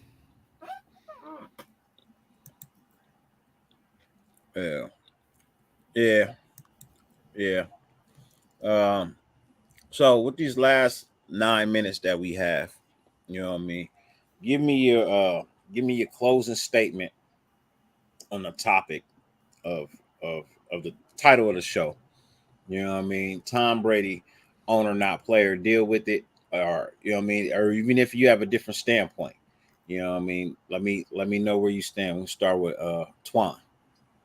I think we should just appreciate Brady for what he may be intended to do for us, you know what I'm saying, behind the scenes, you know what I'm saying. We know that a lot of the issues that we've had even in this organization have been behind the scenes, you know what I'm saying, brewing because of you know what I'm saying. We see a lot of stuff in the front, you know what I'm saying, but a lot of the BS that we see in the front is because a lot of all the junk that's in the back. So if Brady can come in and, you know, help clean that up, or whatever his job title or task is, or whatever he can do to help this, let's let him do that, and let us be at peace that, you know what I'm saying, that's the situation, and let's stop being desperate when it comes to, you know what I'm saying, these quarterbacks.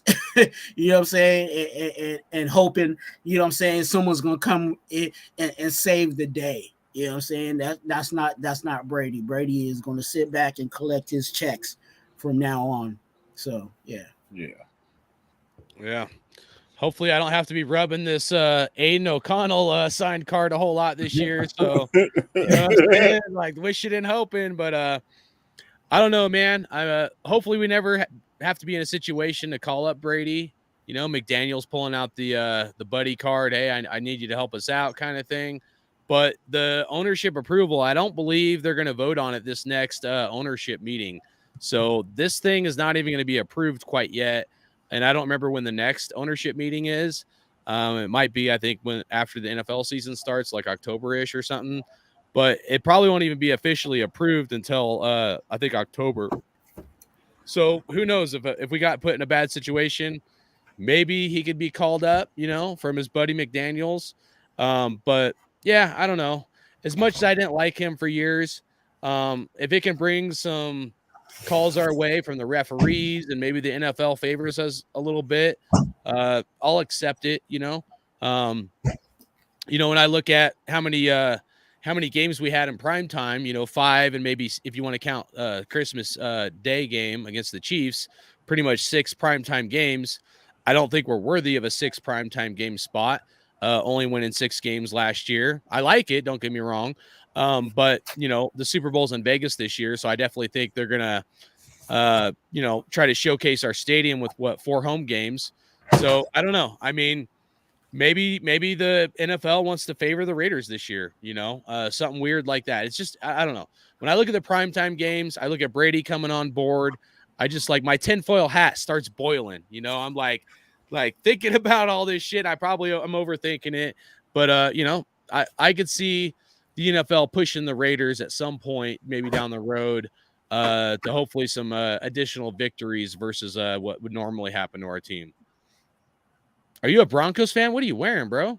No, I'm just kidding. Nah. I'm sorry. No, I'm That was not. offensive. That was offensive. Nah, I'm not. I got the LeBrons. You know what I mean? I like the match, bro. Okay. I'm sorry, bro. I like to coordinate, man. It's all about the coordinate, man. My bad. I'm sorry, bro. You saw the mushroom belt, right? Bow. Hey, Did you know your dad had, bro? I like to coordinate, bro. I like to coordinate. I like it. So I was like, man, you never see another team drape this body like that. You never see that. Never. It's not gonna happen. It's not gonna happen. But I got on the Nike LeBrons. So I figured I'd get the Nike shirt. You know what I mean? Saying, man. Black sweats. I don't know, man. I don't know. Y'all don't coordinate like that. Y'all don't coordinate like that. Bro, so I'm just saying. Anyways, man, I appreciate y'all being here. For me, like I said, I made my statement. You know what I mean? I'm fine with him being an owner. You know what I mean? I don't see an issue with it. You guys people been asking for a new owner, somebody that's going to lead this team in the right direction and make the right calls. And then when you get somebody that has shown signs of that, all of a sudden you don't fucking want him. Now you want him to fucking play, or you don't want him here at all. I mean, make up your mind. You want to win or not? The question is, do you want to win or not? Does it matter how you fucking win? Does it matter how you win? As long as you win, right? Because you ain't going to give a shit if you're winning. As long as it's not Tom Brady, I don't care. That's where I'm at with it, He can own us. Ladies and gentlemen, man, an hour and 26 minutes later, he has made an appearance. Don't let that I'm going to have to give him an extra 15, 20 minutes, ladies and gentlemen. The king, the controversy, the host of Up for Review, the one, the only, my motherfucking friend, my homeboy from the AZ, Mr. JT. What's up, J Tizzle? Talking about CP time for real. This is Hollywood. Man, some fashionably late. Oh, bro, you be unfashionably late. We was in the last 4 minutes. Hey, man, well, when the AC goes out, you got to work to get it on because it sounds triple digits now out here. So, but we talking about our quarterback owner? We talking about the guy who can potentially own the Raiders. Yes. So yeah. So have we said is that where we think that it's going? That's where the NFL is going to make him move when an allegation comes out against Mark Davis, similar to the Dan Snyder.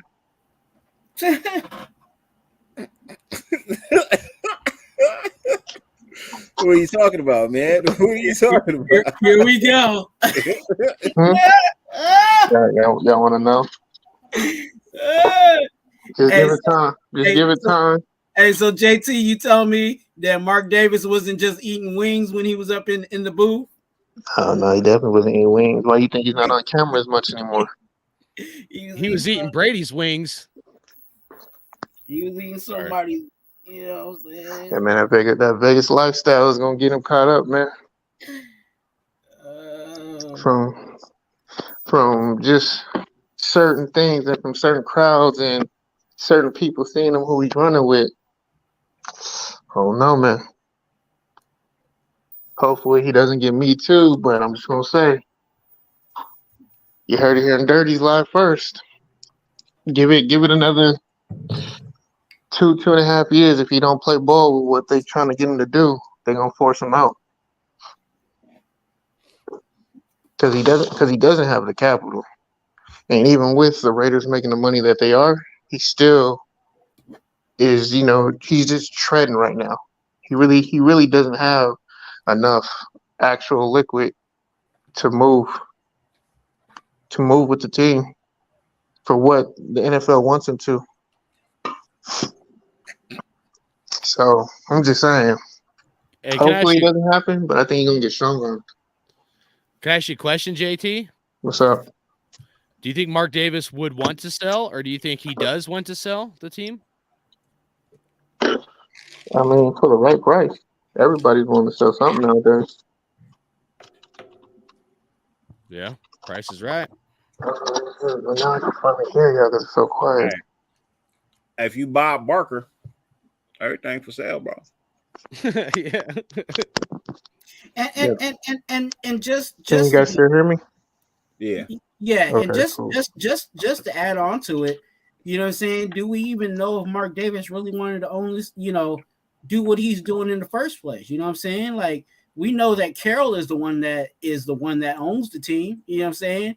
And he's just doing his mom a favor, you know what I'm saying? So it could be a situation where he ain't really, you know what I'm saying? He loves the Raiders, but does he really want to do the work? You know what I'm saying? That's a good point. I mean, but what work is he doing, to be honest with you? That's what I'm saying. Whether it's little work or no work at all, you know what I'm saying? It's still his decision and choice if he wants to continue with it. Hey, real quick. Hey, Josh, shout out to you, man. Congratulations on your first big fight, bro. You know what I mean? His purse was $30,000 for showing up for that fight, bro. You know what I mean? No more $175 fights. No more You know what I mean? T1 So backyard fights. Yeah. No longer on that to you, T1 circuit. Hey, get out there and do your thing, man. Hey, unplug from this shit, bro. Focus on your match, man. Focus on your match, bro. Unplug from here, bro. You know what I mean? And focus on your match, bro. You know what I mean? Focus on what's in front of you, man. We will be here when you come back. Hey, and we support you, bro. We support you, bro. For You real. know what I mean? We rooting for you. You know what I mean? And do your motherfucking thing, bro. You know what I mean? Do your thing. Don't get trapped by your environment, man. Yeah. We talked about it earlier. Don't get trapped by the Hey. environment and get sucked in. Achieve the goals you set out for, bro. Minus everything else, bro. Achieve the goals you set out for. Yeah. Be selfish right now. Be 100% selfish right now with this. You don't have time for nobody but yourself. After the fight, then you got time and you double back. And that's a tough thing to do. You know what I'm saying? Sometimes it's a tough thing to do, but keep that first thing first. You know what I'm saying? As much as I care about you, I can't put 30,000 in your pocket. You know what I'm saying? So do what you got to do to get your money, dog. Yeah. Is that boxing or UFC? Yeah. Boxing. Yeah, job box. He a boxer. You're a boxer. Well, shout out to John, man. Best of luck to you, dude. Right here around the corner from me, out of Pomona. I'll be right back. Yeah. That's just a good word, man. I might have to add that to my channel. You know what I'm saying, about getting your money. You know what I'm saying, for real. Man, what's up, Pizzle, man? I know I've been away for a little bit, man. It's just I've had some things, outside of YouTube, that I've been having to deal with. I know I was saying I wasn't to get these things out, but yeah, man, family comes first, bro. Sorry I couldn't get the stuff out for y'all, but I'm still gonna do it. The channel's still coming. But I just had to go and do some unwanted traveling. You know what I'm saying? Y'all know how that is. Yeah. Hey, JT, can I ask you a question? Go ahead. Aren't you a boxer too, bro? I am not a boxer to Josh's skill set, but I do dabble in it. I remember doing a stream with you a while back. Didn't someone steal your boxing gear or something out of the back of your car or some shit? Oh yeah. Like a year ago or a while back? I was like 5 months ago. Shit. That sucks. Yeah, so I mean, well, the insurance covered it, so. Oh, that's cool. So I'm not tripping. I mean, it's more the fact that they were able to get in my car is more than anything. But like, I mean, gear is gear, and it wasn't like it wasn't the. It was just like my like sparring stuff. It wasn't like actual like good gear. Well, I mean, it was stuff that was broken in, but it wasn't too expensive. Mm-hmm. It was just simple stuff you can get. You can just get it from Amazon, and it's decent. Yeah. It's, yeah. But no, but I mean, eventually, when I get in, I'm almost down to my weight. I done lost what 35 pounds. I'm down to two. When I started, I was at 246 or something. Now I'm down to 210. So if I can cut just like another 15, I'll think about jumping in there. I mean, I probably won't think about it. I actually will get in there with Ja. But to like actually be able to do something against him, who knows? I mean, I'll get some things, but actually doing something and then actually just throwing punches is another thing. Yeah. Anybody can get in there or anything, but I actually want to like have goals and do stuff against people. I just don't want to get in there and get touched up and be like, yeah, I was in there. Nah, fuck all that. I'm not that young no more, man. Shit lingers now.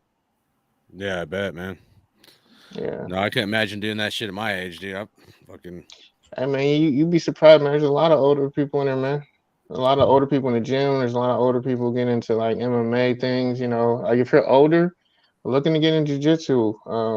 I know judo is a little bit rougher on the body, but judo's good. Yeah. Wrestling is real good. I mean, I wrestled especially when you back. start off slow. I wrestled back in like high school and shit, and then when I was in the army, you do a little bit of jujitsu. So Yeah. I I would say mean, if you out of shape and want to get active, definitely do jiu-jitsu. That would be good. yeah, well, good cardio. Yeah. Yeah, it's interesting to see, what I'm saying, all these, people. We were talking about the whole Brady situation, and it's interesting because I even watched the reactions of people, and it's interesting the same people that you know that scream, screw Brady, F Brady, blah blah blah blah, is now asking if Brady can play for us. Yeah, and it's like, dang, like didn't you like last month say F Brady and blah blah blah blah blah, but now the thirst is real. You know what I'm saying? Like now you begging. You know what I'm saying? For him to come over here like he's a savior. You know what I'm saying? It's like yeah. when you know what I'm saying, when he, and I'm not trying to use bad words, but when did he come poop to, what I'm saying, to savior? You know what I'm saying? Oh, Like, you know what that is. Now he's wearing the silver and black, so that's the excuse everyone's gonna have. yeah. But no, So you're right. A lot of people are kind of wishy washy. I mean, sometimes I'll change my mind, or someone could change my mind, but I try my best to state, if I'm extreme, I'm going to say extreme. I was never really on the Brady train one way or the other. It was one of those things like I'll accept it if it happens, but it definitely wasn't like, it was more like cracking jokes about it than like, I really wanted it to happen. I know a lot of other people out there did, but yeah, so. yeah, I mean, I said he had to win me a Super Bowl before I think any different of him. So I mean, cool. You in the booth now, so I really still don't give two shits about you. So it is what it is. Man, we suit our Brady, man. We might as well just say, hey, anybody that got an AARP card, you know what I'm saying? Come over here and try out, you know what I'm saying? We already got Hoyer over here, you know what I'm saying? How old can we get? We might, you know what I'm saying? We might have the oldest roster in the league, you know what I'm saying? If Brady had, you know what I'm saying? You know how they do the averages, you know what I'm saying? Yeah. Like, for real. You just put the worst like visual in my head. All I can think of is like Brady and Hoyer wearing silver and black. And like pregame, they announce everybody's name coming out, and they're both like in wheelchairs coming out to the field, gonna play that day. You know what I'm saying? You know what I'm Like, saying? After game meal, you know what I'm saying, at Denny's, you know what I'm saying? Get the discount at Denny's. yeah, Well, discount double there'll be check. 3 wheelchairs though. If that's the case, you got Hoyer, you got Jimmy, and because he's still not walking right now, and then Yeah, you're gonna have Brady. But I ain't want to talk about that right now. It's gonna get me depressed. Our youngest wide receiver is Tucker. The rookie. Yeah. I mean, well, we were a young team still though, so like I don't like we weren't an old team. We really didn't have like Have a good one, veterans and Big like Bird. that anyway. Yeah, that was the issue that I had with why we were getting rid of key players who were vets considered vets on the team with seniority. You got guys who really don't know what it's like to be an NFL player, and you're getting rid of them. So guys are winging it out there. Not knowing how to manage life, not knowing how to manage injuries and things like that. Yeah. So people are like, oh well, Crosby isn't ready for that, man. Like he still got to take steps in getting becoming the best defensive lineman he can be. He's got other goals. He's not trying to like tutor and mentor other guys. You need other guys for that, man. You need actual vets who want to do that. I, I Crosby's trying to be the best lineman in the league. Mhm. I agree with you with him wanting to be the best, you know what I'm saying, defensive lineman in the year. But I think this year, just off of his press conferences and stuff like that now, you know what I'm saying, I think he's now kind of stepping into that leadership, you know what I'm saying, that role. And again, jury's still going to be out on how well he's going to be a leader for us, you know what I'm saying? Not just a leader of sacks, but a leader of, you know what I'm saying, a leader of men, you know what I'm saying? And that just takes it takes time. Some people have to groom themselves into leadership if they're not just a natural born leader, you know what I'm saying? And now Max Crosby's in that position where, you know what I'm saying, he doesn't have, you know what I'm saying, of course there's Chandler Jones there, but you know what I'm saying, everybody knows that is especially on the defensive side of the ball, everybody knows it's like Max's team, you know what I'm saying? It's his crown to, you know what I'm saying, Matt, thrown to, not thrown, but torch to carry through. Hey, JT, I don't want to put words in your mouth. It sounds like you might be kind of where I've been with this team, but I don't want to make any assumptions by any means. Been a little hesitant on this coach and some of the direction we're going. But there is a few bright spots, in my opinion, on this team, at least like little areas that I'm excited about. And I'm just curious, like, if you look at this team through a positive lens, is there a certain area or like players, something that you're excited to see going into this next season? Um, um, what I want to see, really is what the player development is going to be like. To be honest, because this is a full rebuild. They're not saying it, but it absolutely is. Um, and they're not. I just don't understand why they're just not committing and fully doing it and just really starting all over. They're trying to mix and match and just throw certain people in there to see if it works. You know, but I just want to see what the player development is, because that's going to dictate how longer we're going to have this coaching staff. It's really going to put a lot of pressure on Ziegler to see what direction he's going to go in. Because with the way you draft it, you're trying to build up, you're trying to build among that. So if you bring in a different coach with a different philosophy, now what are you going to do with these players that you just draft this year? That would be could it be another wasted draft because these guys aren't trying to build a team with that player base or with his style, you Right. know? Yeah. So it's really I want to see what the players do, but I'm really more focused on what our front office is doing and what our coaching staff is going to do. Like, I don't play too much with the semantics and hearing or hearsay or she say. Now I base it off what I see. A lot of times, if I can get in touch with players, or a lot of times it's hard sometimes talking with players. It's easier. It's better to talk to their trainer, or their boys, because they're actually telling their boys and their trainer, "Hey, man, I'm having this issue. They're telling me it's this. I got the team doctors telling me it's this, but you and my chiropractor, my private doctor telling me it's this when it comes to injuries. Like there's a lot of little things like that's happening more and more with this game. That's like I said, I hear what everybody's saying about Devontae, but I said that shit. What people are trying to read into now. I said that shit last year. You could just see it. You could see it with Dare. You were seeing it with not too much with Max, but you're seeing it with a lot of older vet guys that they weren't falling into the bullshit of what the coaching staff was telling them. Like you could see it. And but a lot of the guys that we have on our team are professionals, so they're going to do their job. Mm-hmm. So I really want to see what the coaching staff does.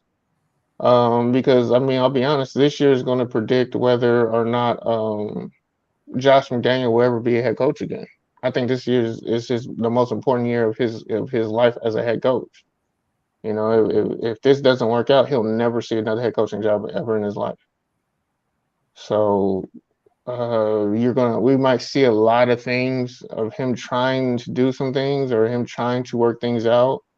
But I'm not gonna say anything until I see it. But Dirty know how I feel. You could take you could take a horse to water, but doesn't mean you're gonna drink.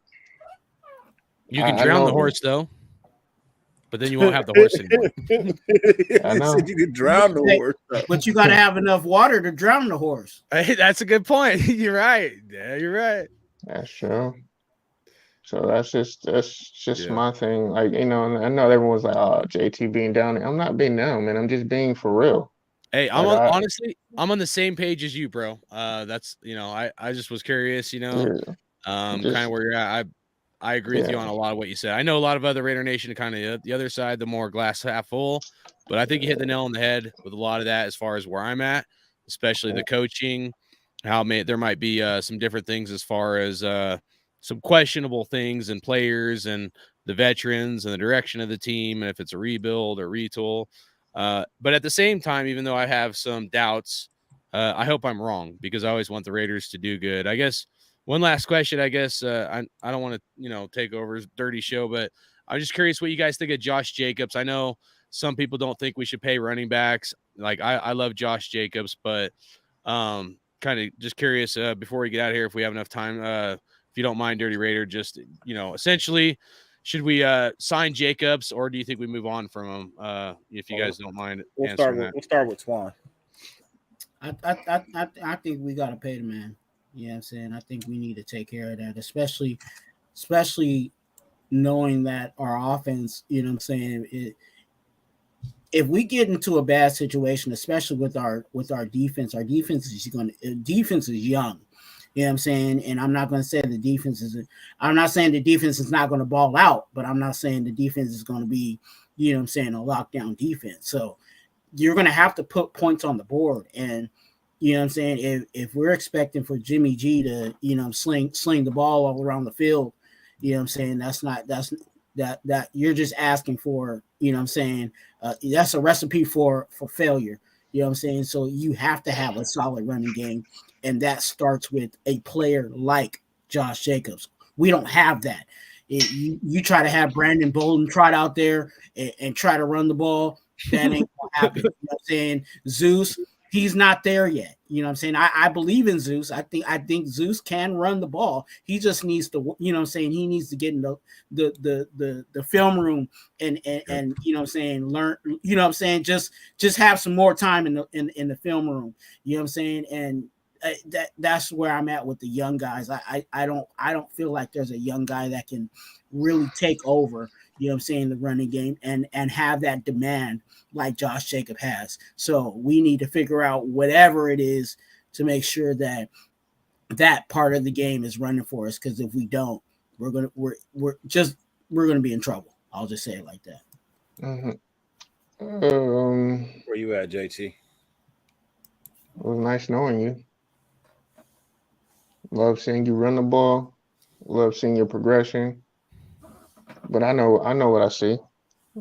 It's just like this. If I'm gonna take a pay cut, I'm gonna be on a winning team. If I'm not gonna be on a winning team and I play like the best player and I am the best player and I've proven to be the best player, but I'm not compensated, yeah, I'm gonna be out of here, brother. See you guys later.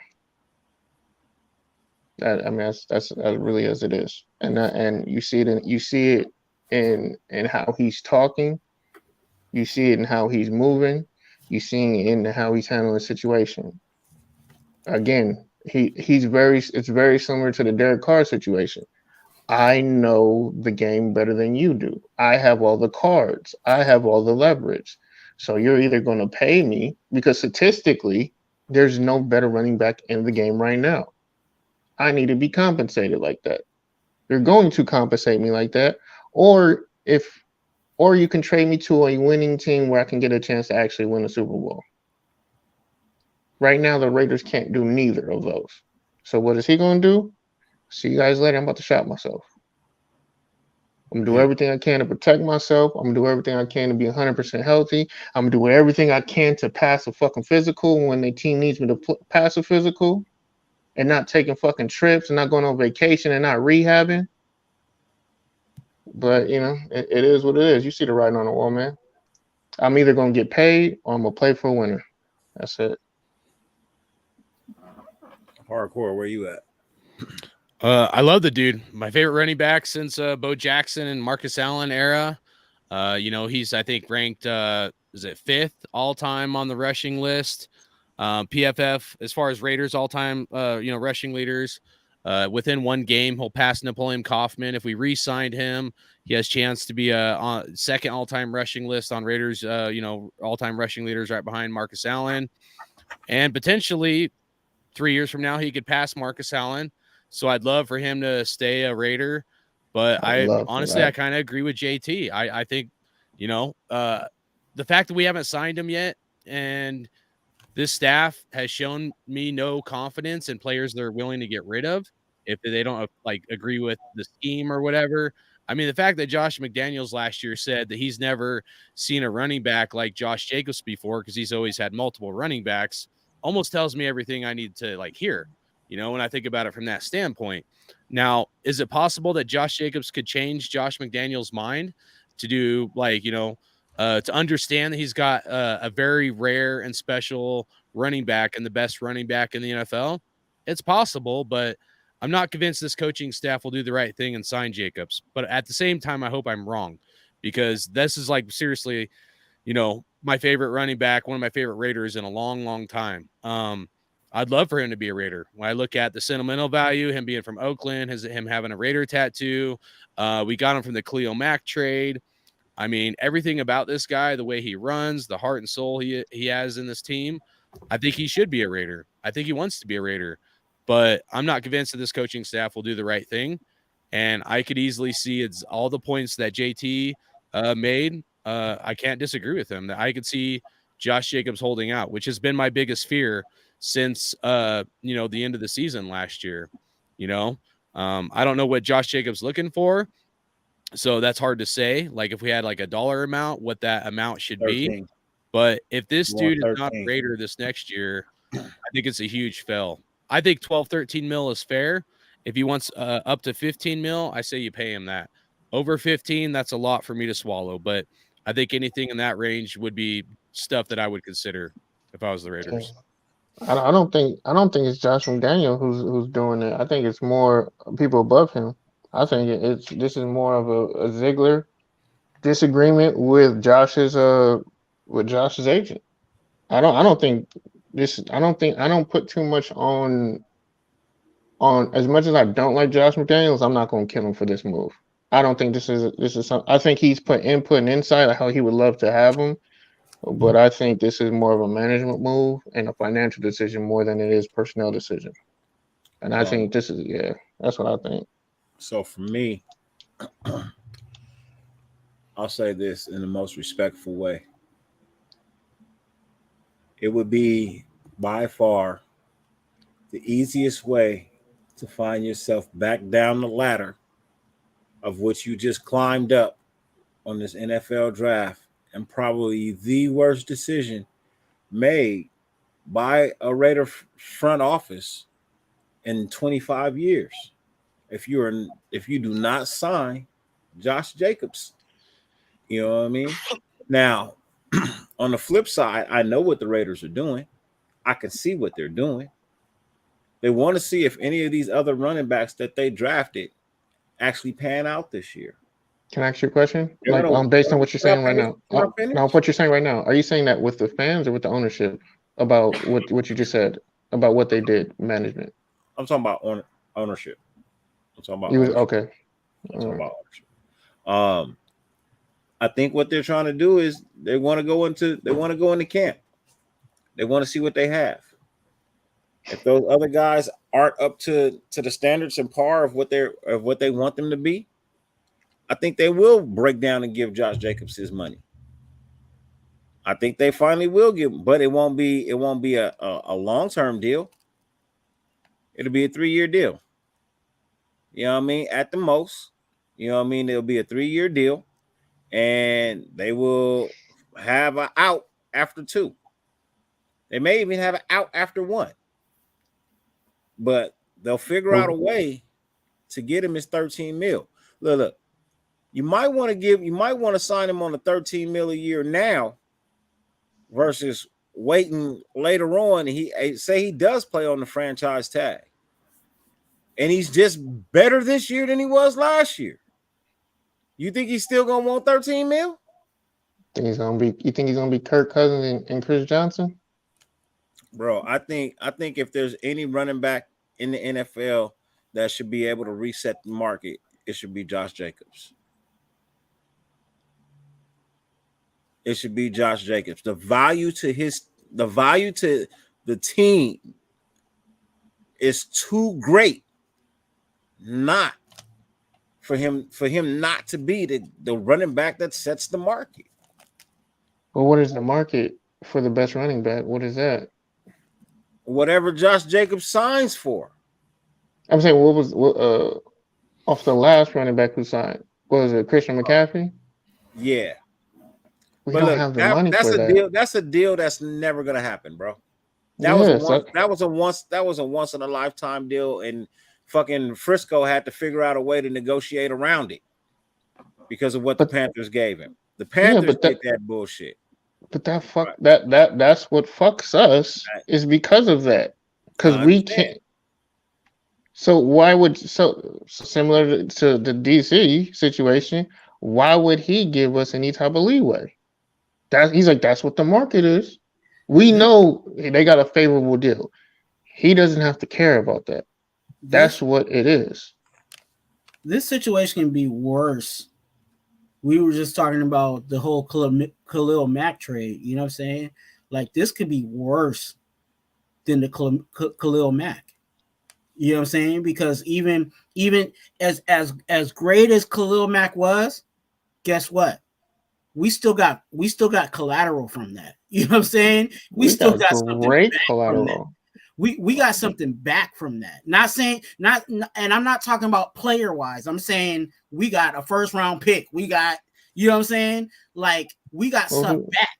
And we made a good choice with that pick. With Josh Jacobs, it might be a situation where he just walks out the door and we don't get anything for that.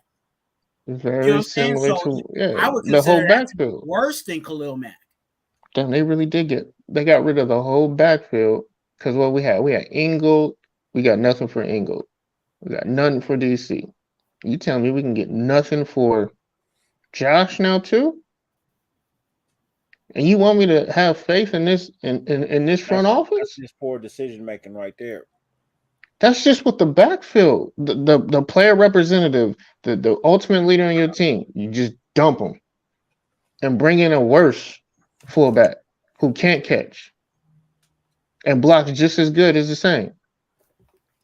Then you drop the ball with your quarterback and you show your hand early, like you playing spades and you flip the card over. Oh, that's what you got? Can't get nothing back for that. And now you kind of doing the same thing over with your running back, who built on the value that he already had. I would have kept Alec Ingold for sure over, man, without a doubt, bro. With the same for everything, and he's a good public speaker who the fans like, and they don't have to develop a relationship with. So even when you're making these bullshit ass moves, you just throw Alex Ingold out there. Hey, fellas, you know what I'm saying? He got the rapport. The man could catch, he could block, he could run. And he's very intelligent. Sorry. He speaks well. Jacob Johnson, he's not that, bro. Has he said one word since he's been a writer?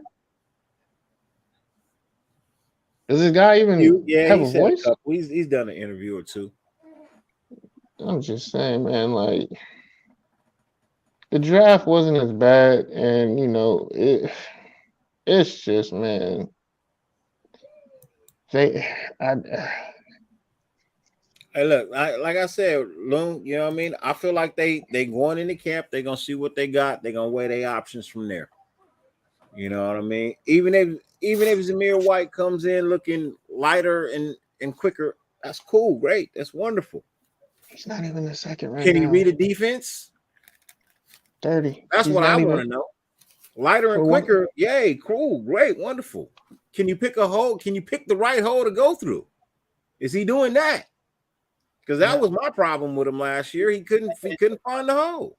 And that's why I said that, you know what I'm saying, for Zeus, like I like him, but I just felt like he needed to be in the film room a little longer. As I said, he reminds me of a virgin on prom night. Can't find the hole. Mm-hmm. I'm just saying. So He's a girlfriend with a bad boyfriend. Yeah.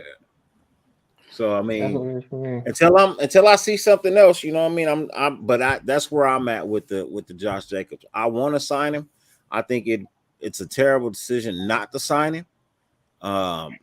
He is the offense pretty much. He was the offense last year. You know what I mean? He's got a motor. He doesn't quit. You know, like I believe when a player gives you their heart and soul and they have the production numbers to show it, man, give them what they deserve. Give them what they deserve. And he's really not asking for a lot, bro. He's really not asking for a lot. Hey, can I address? So what is he asking for then? 13. If you don't mind me. 13. He's asking for 13, or that's what we want to give him. That's what. Is that what he's at? He's asking for 13. Asking for 13. We can confirm that. He's asking for 13, bro. That's fair. That's fair. I think that's fair. That's fair. Can I address something someone said in the chat? I don't want to call him out, but someone comparing Josh Jacobs to Saquon Barkley. So obviously I'm a Raider fan. I'm a little biased, but if you check the numbers, I'm going to completely disagree. I was trying to find my paperwork. I can't find it, but after PFF did their rankings of the running backs. PFF. I know I hate PFF, but I just want to make a point because they had Jacobs at number 4. Okay. They had like Nick Chubb number 1. I think Derrick Henry number 2. Derrick Henry's like 29. And then I think it was Christian McCaffrey number 3. Christian McCaffrey's 27. Josh Jacobs is 25 years old. Okay. So their rankings is like potential like future success when they're ranking them, meaning how they think those running backs are going to do this next following year. Okay. So they're looking at future production, but they're also comparing it with past production. Okay. So like there has to be some sort of standard that we're going to like, if they're grading it this way, we have to analyze it from several angles. One would be like receiving and rushing yards. Okay. As well as receiving and rushing touchdowns. I know Jacobs doesn't really have any receiving touchdowns, but Christian McCaffrey had 464 receiving yards last year. Josh Jacobs had 400 receiving yards last year. And then he was also the number 1 rushing leader.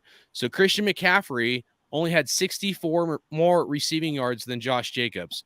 So Josh Jacobs caught the ball considerably a lot. Okay. And then he did pretty good last year for receiving yards, and the previous 2 years were just kind of mediocre. But if you go back of these guys that are like in their top 6, so Saquon Barkley's in that category, John Taylor, who only has 3 years in the NFL. But if you go through their top rankings of running backs in the top 6 and you add up their first 4 years of production in the NFL and you total up the receiving yards and the rushing yards, Josh Jacobs beat out all those other running backs.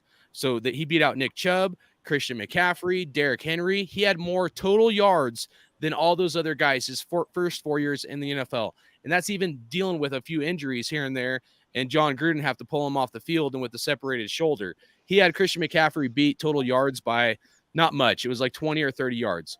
But the point is that even through all this, right, And I do think him being only 25 and not like Derrick Henry at 29, because running backs usually fall off around 28, 29 years old. To me, it just goes to show that not only is he the best running back in the NFL, he's better than all those other guys. And even with him dealing with a few injuries, he has more yards than all those guys. I don't even remember where Saquon Barkley was. I think because he got injured, he was like pretty low, a lot lower on the list for total yards. But Josh Jacobs has a lot more production than Saquon Barkley. So Saquon's to compare him and injury was way more. I'd have a lot more concern about his injury than I do any of the ones that Josh Jacobs got. Right, but I'm just saying to compare the two, I think actually Josh Jacobs is a better back than Saquon Barkley. You know what I mean? People could argue or whatever. I'm just saying the first 4 years in the NFL, Josh Jacobs has beaten all those guys. Okay. You also got to remember, Josh Jacobs' body is a lot younger than theirs. He wasn't a bell cow in college. All these other backs, they were bell cows. They had massive stats. You know what I mean? Josh Jacobs wasn't used like that. He was a backup, actually. You know what I mean? His body's a little bit fresher, younger, not as beat up as some of these other guys. Man, he only wants to play a few more years. 5 more years, I think that's what he said. 30, he's done. He's done by 30. So that goes to my point in 13. From everything that Hardcore just said, and he's only playing 5. There's no way he's only asking for 13. There's no way. And that's why there's no way he's only asking for 13. There's not. If I'm only playing 5, yeah, I'm not giving you no discount. I don't need to give you no discount. And if you're a principal guy, that's not a discount. That is a discount, bro. The guy you just compared me to is considered the best back in. Bro, it's not a discount, bro. He's not. Yeah, that is we gotta stop with that state tax thing. I understand that, but they get taxed every game they go to. If they play outside of Vegas, they get taxed for each state. So hardcore just compared his stats to considerably the best all around running back who got 25 a year. And he outpaced them and matched them with his production. And you telling me a guy who's only playing 5 years is only going to ask for 13? No way. 65 mil. No way. For how many years? That's just 13 times 5. Oh, okay. You know what I'm saying? I don't think they'd give him a 5-year deal. Maybe a 3 or 4 year. But because the Raiders would have pulled that, they would have pulled that trigger. They would have pulled that trigger. I know they would have. There's no way he's only asking for 13. Well, you think he's asking for $26 million a year? I would say 20. I'm starting at 20. I'm starting at 20. What was McCaffrey's contract when he signed that? What did that average out to per year? I thought it was 16 mil, but maybe I'm wrong. Maybe let me look it up and mute myself. Maybe he's making 16 mil currently, but it may have been higher than that to begin with. I don't know.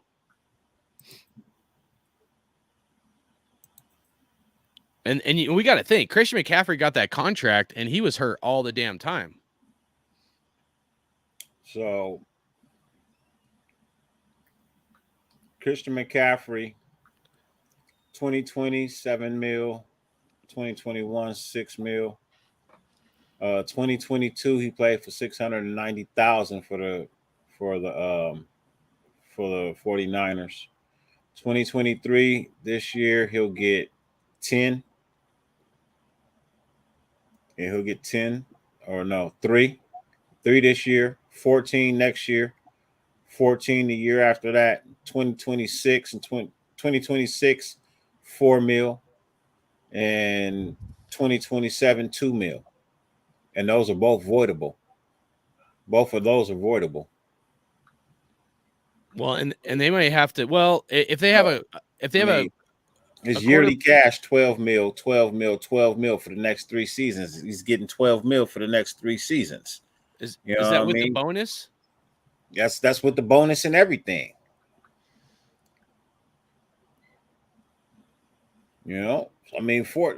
So him asking for 13 is not a stretch, bro. he's going to get a full 13. You think Christian McCaffrey's getting the full all of that, bro? No, he's not. Not in Cali. See, Not in Cali. Joel said Christian McCaffrey's average is 16 mil in the chat. I don't know if that's accurate, but I thought I heard 16 mil. Right, bro, what's good?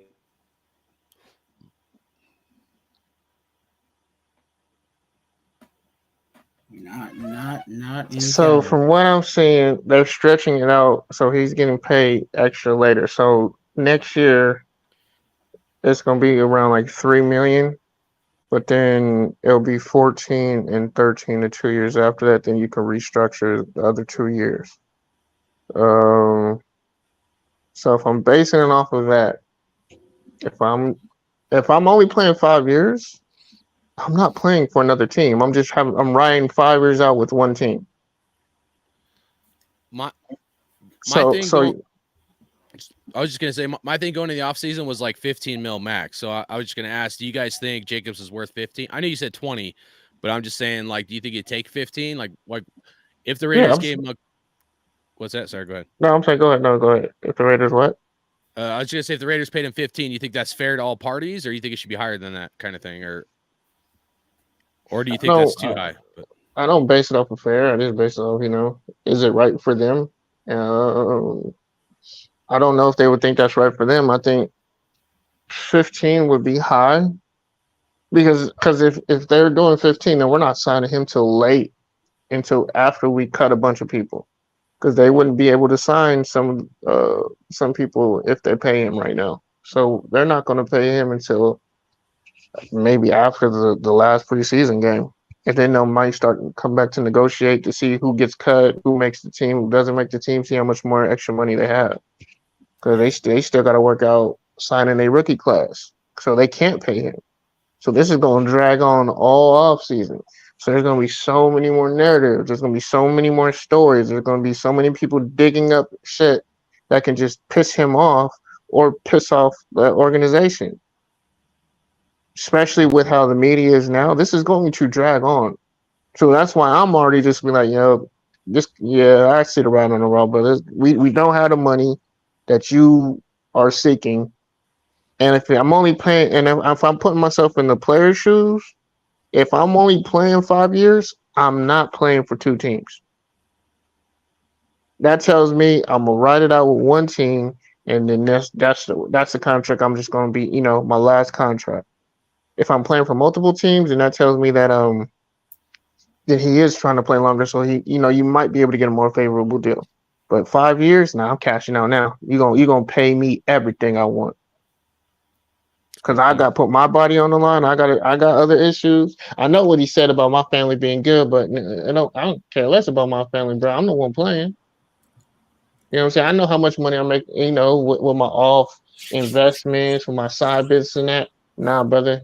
I'm a private entity just like you guys are. It's a private company. So yeah, you gonna pay me for my services. You know what I'm saying? I got a skill set that no other back has in this league. And they don't produce like me. So you're gonna pay me for my work, just like a barber, just like anybody with a special skill set. No one else has it, you're gonna pay top dollar for that. Or else I'll be cheating myself. Hey, Loon, that California tax, that shit a little bit higher than 12% for those who make over 200,000 a year, bro. You know what I mean? 200,000 a year, bro. It's a little bit more for them. You know what I mean? You might want to put 13% more on that, bro. They have a 25% tax for those who make over $1 million, bro. Well, he get taxed. You get taxed twice in LA. He plays. Well, I mean, he played. What? I don't know. He plays. He play in the Bay. You don't play in LA. California. I mean, yeah, he gets taxed twice. You're gonna play 2 games in Cali, and then do we have? I think he has a game in. No, we don't have a game in New York this year. Oh, where's Buffalo at? New York. We got Buffalo at home, right? New York. I don't know. I'm just saying. Because that means he's gonna get taxed in New York. You're gonna get taxed in Cali. Yeah. You're gonna pay me my ducats. I'm getting killed with those games. So I don't know what's 12.3. Is it 12.3? Because I could have swore it's a whole nother tax bracket after $1 million, bro. So 12% of like, say, if he was making 15 mil a year, what would that be? Hold on, let me get my calculator. Unless someone's real good with numbers. My phone. What do you mean? Are you talking about? I just want to see what 12% tax on like say 15 mil is. Well, I mean, they would only tax his game check. It would be the game check. It wouldn't be his overall contract. It would be the game check. Oh, okay. So whatever they make that game, that's what will be taxed. Well, so it's based per game. So that's what I'm saying. Depending on the state, like if you go to like that's why guys hate playing in LA and New York because they get killed with that, especially if you like a league minimum guy. Well, I'm just saying, like playing for Vegas, you probably save like what, at least $1 million or something. I'm thinking. So, with the no state tax. So, but Twuan, what do you think of that? If you don't mind, if he got $2 million a game, he would take home 1.7. He would take home 1.7. The rest he would pay in taxes. Oh, okay. Well, that's just from the state, wouldn't it? Because the state's gonna take it, then the federal gonna take. So it'll be less than that.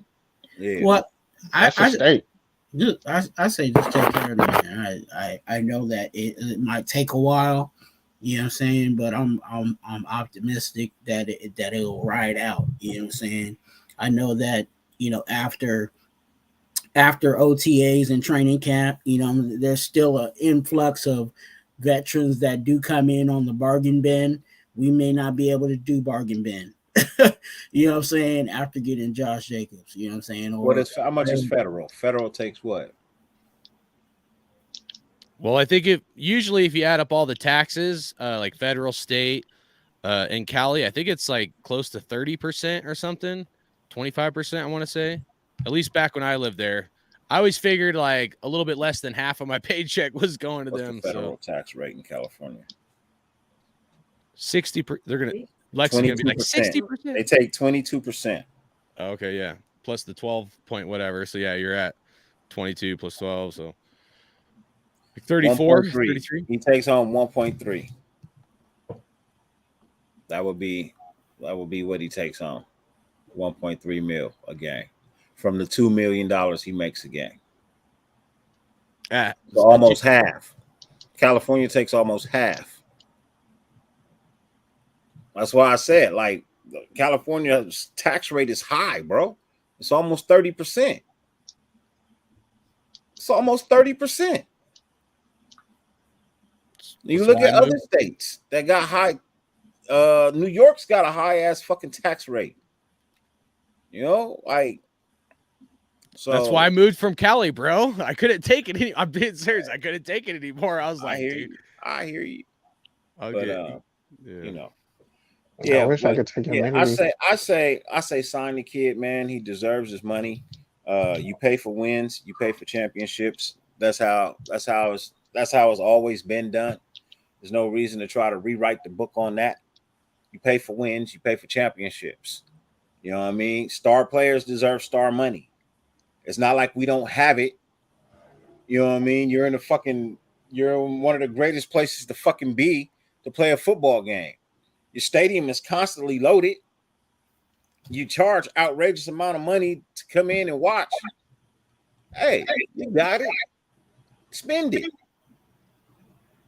Spend it wisely. Stop spending it foolishly. Spend it wisely. Yeah. I'm gonna just say, sign the man. You know what I mean? Sign the man. Give him his money, and let's move on from there. I don't want to argue about what they pay in taxes and none of that shit. I feel like $13 million, $14 million for a running back who has production on his side. You know what I mean? Who has 1,000 yards in 5 seasons. He's only short of having 5 because of an injury. Man, so you can reset the market. So yeah, he's going to reset the market. He has to. He has to though. So I'm saying, like, I agree with you. I agree with you. The problem is the player association and the agent are not. They're just not. Like I 100. I wish we could do exactly what you're saying. Absolutely, I do that shit in a heartbeat. Well, unfortunately, Get him man his money, bro. Get him man his money, bro. Fuck all that. Hey, look, when it comes to all that player association, if you start standing in my way of getting my money, bro, I ain't trying to hear y'all. I ain't trying to listen, bro. I don't care. I don't care, bro. What's your max amount, Dirty? What's your max amount you think paying Jacobs? Like if you were to have a cutoff? $15 million a season, bro. Is my max. I think that. 13 mil is a fair deal for both parties. Right. $15 million a year is my max that I'm giving Josh Jacobs. I think you get 15. I think 10 is guaranteed, and the other 5 is in incentives. It's make up 15 mil. It's just gonna be interesting to see if this organization strikes out again. You know what I'm saying? Like, then we're gonna really know, okay, they're good at doing this, but they're not good at this. You know what I'm saying? Can't keep letting good players walk out the door because you don't want to open the checkbook, bro. All right, so I got one last question. Sorry, that's a lot of questions on Dirty's channel. Are we gonna roast these fools if they don't sign Jacobs? Do you think it's fair for us to be critical, or should we do the flip side, wash it under the rug, say we trust the staff, the organization, they're doing everything right, everything's rainbows? I'm not gonna be happy if Josh Jacobs walks this year, bro. I'm not. I'm in the same boat, man. I'm not.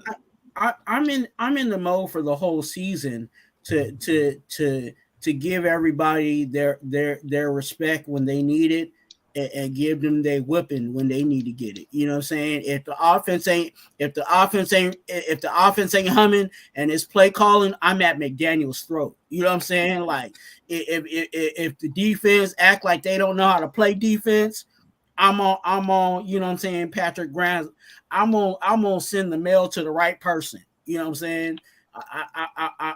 I'm just there with it. So if they strike out again and can't get guys that are our own, you know what I'm saying? This ain't just no, you know what I'm saying, random free agent. You know what I'm saying? This is a guy, this is a homegrown guy. And we can't keep our homegrown guys there. Mm-hmm. That's a sign.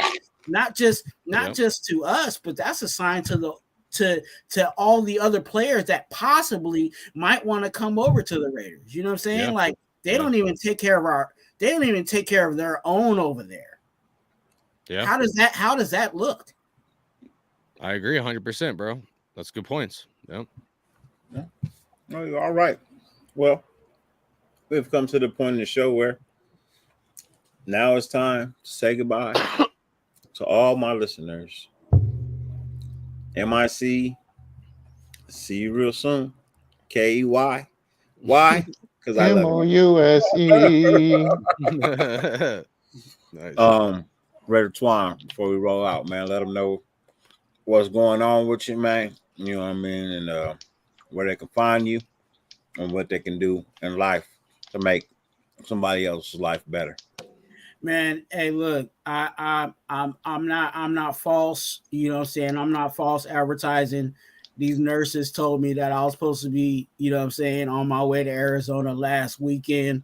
I still haven't received a call, but it's also giving me time to get my financials together for that trip, because I'm gonna be out there for like 6 weeks. And just do the math for yourself. Go to Airbnb and try to rent a Airbnb for just a month and see how much that costs.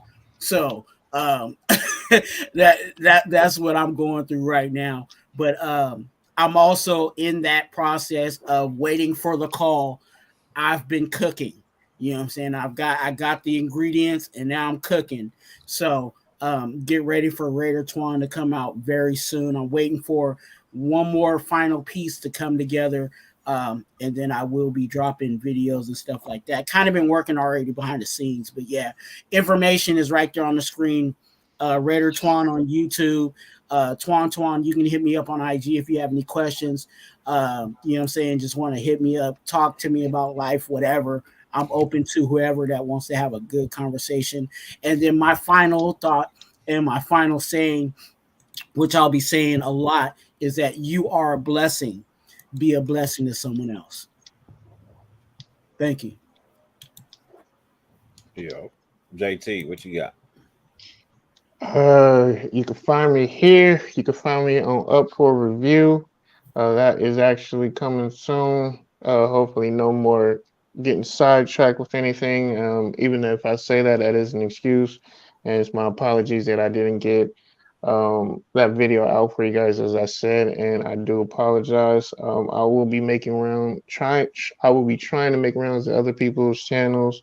I have not just been out there like that. I just been handling personal things. So I appreciate y'all for the understanding and that. And if you don't understand, I really don't give a shit. But yeah. Nice. Like ding. I like it. Yeah, that's where I'm at too. So yeah, so just looking it up, bro. You talking 1,600, 1,700, 1,500. You know Yeah, what I you mean? A gonna be month. paying rent. Yeah. And Yeah, man. that's favorable. Yep. You know, and then you add the, taxes and everything, you know what I mean? So, yep. Yeah. Yeah. Yeah. So you're talking about a lot. You're talking about a lot of money. So, Yeah. So Mhm. well, uh hardcore, man. What you got going on, man? Oh, JT, did you tell the people what they can do to make somebody else's life in the world better?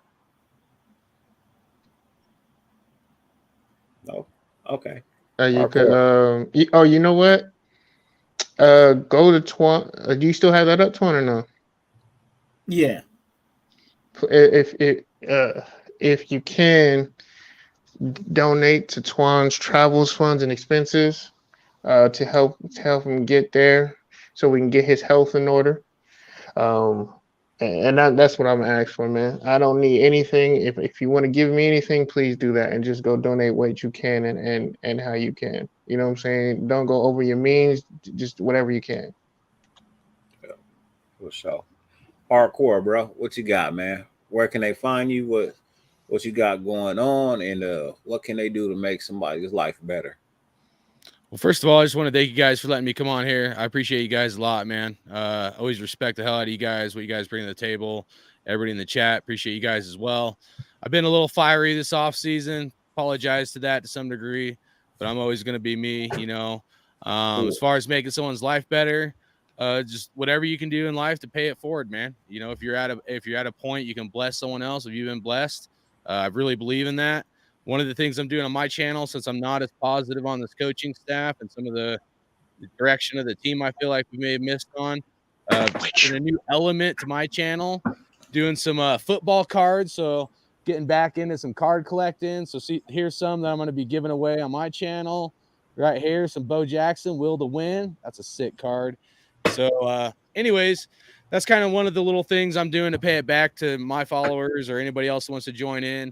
You ain't got to do nothing, you know. You just got to be in the chat when I do these and be part of the giveaway or whatever. So I appreciate that and be a sub member, obviously. But yeah, you know, this is my positive thing I'm doing like this off season. So just tried to pick one thing. Grateful I'm able to be in a spot where I can pass, you know, some blessings, hopefully, to some other people, even if it's something small.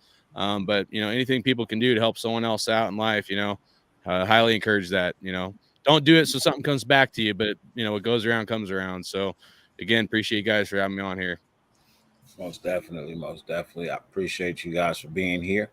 Uh, as always, ladies and gentlemen, 50 billion things on YouTube.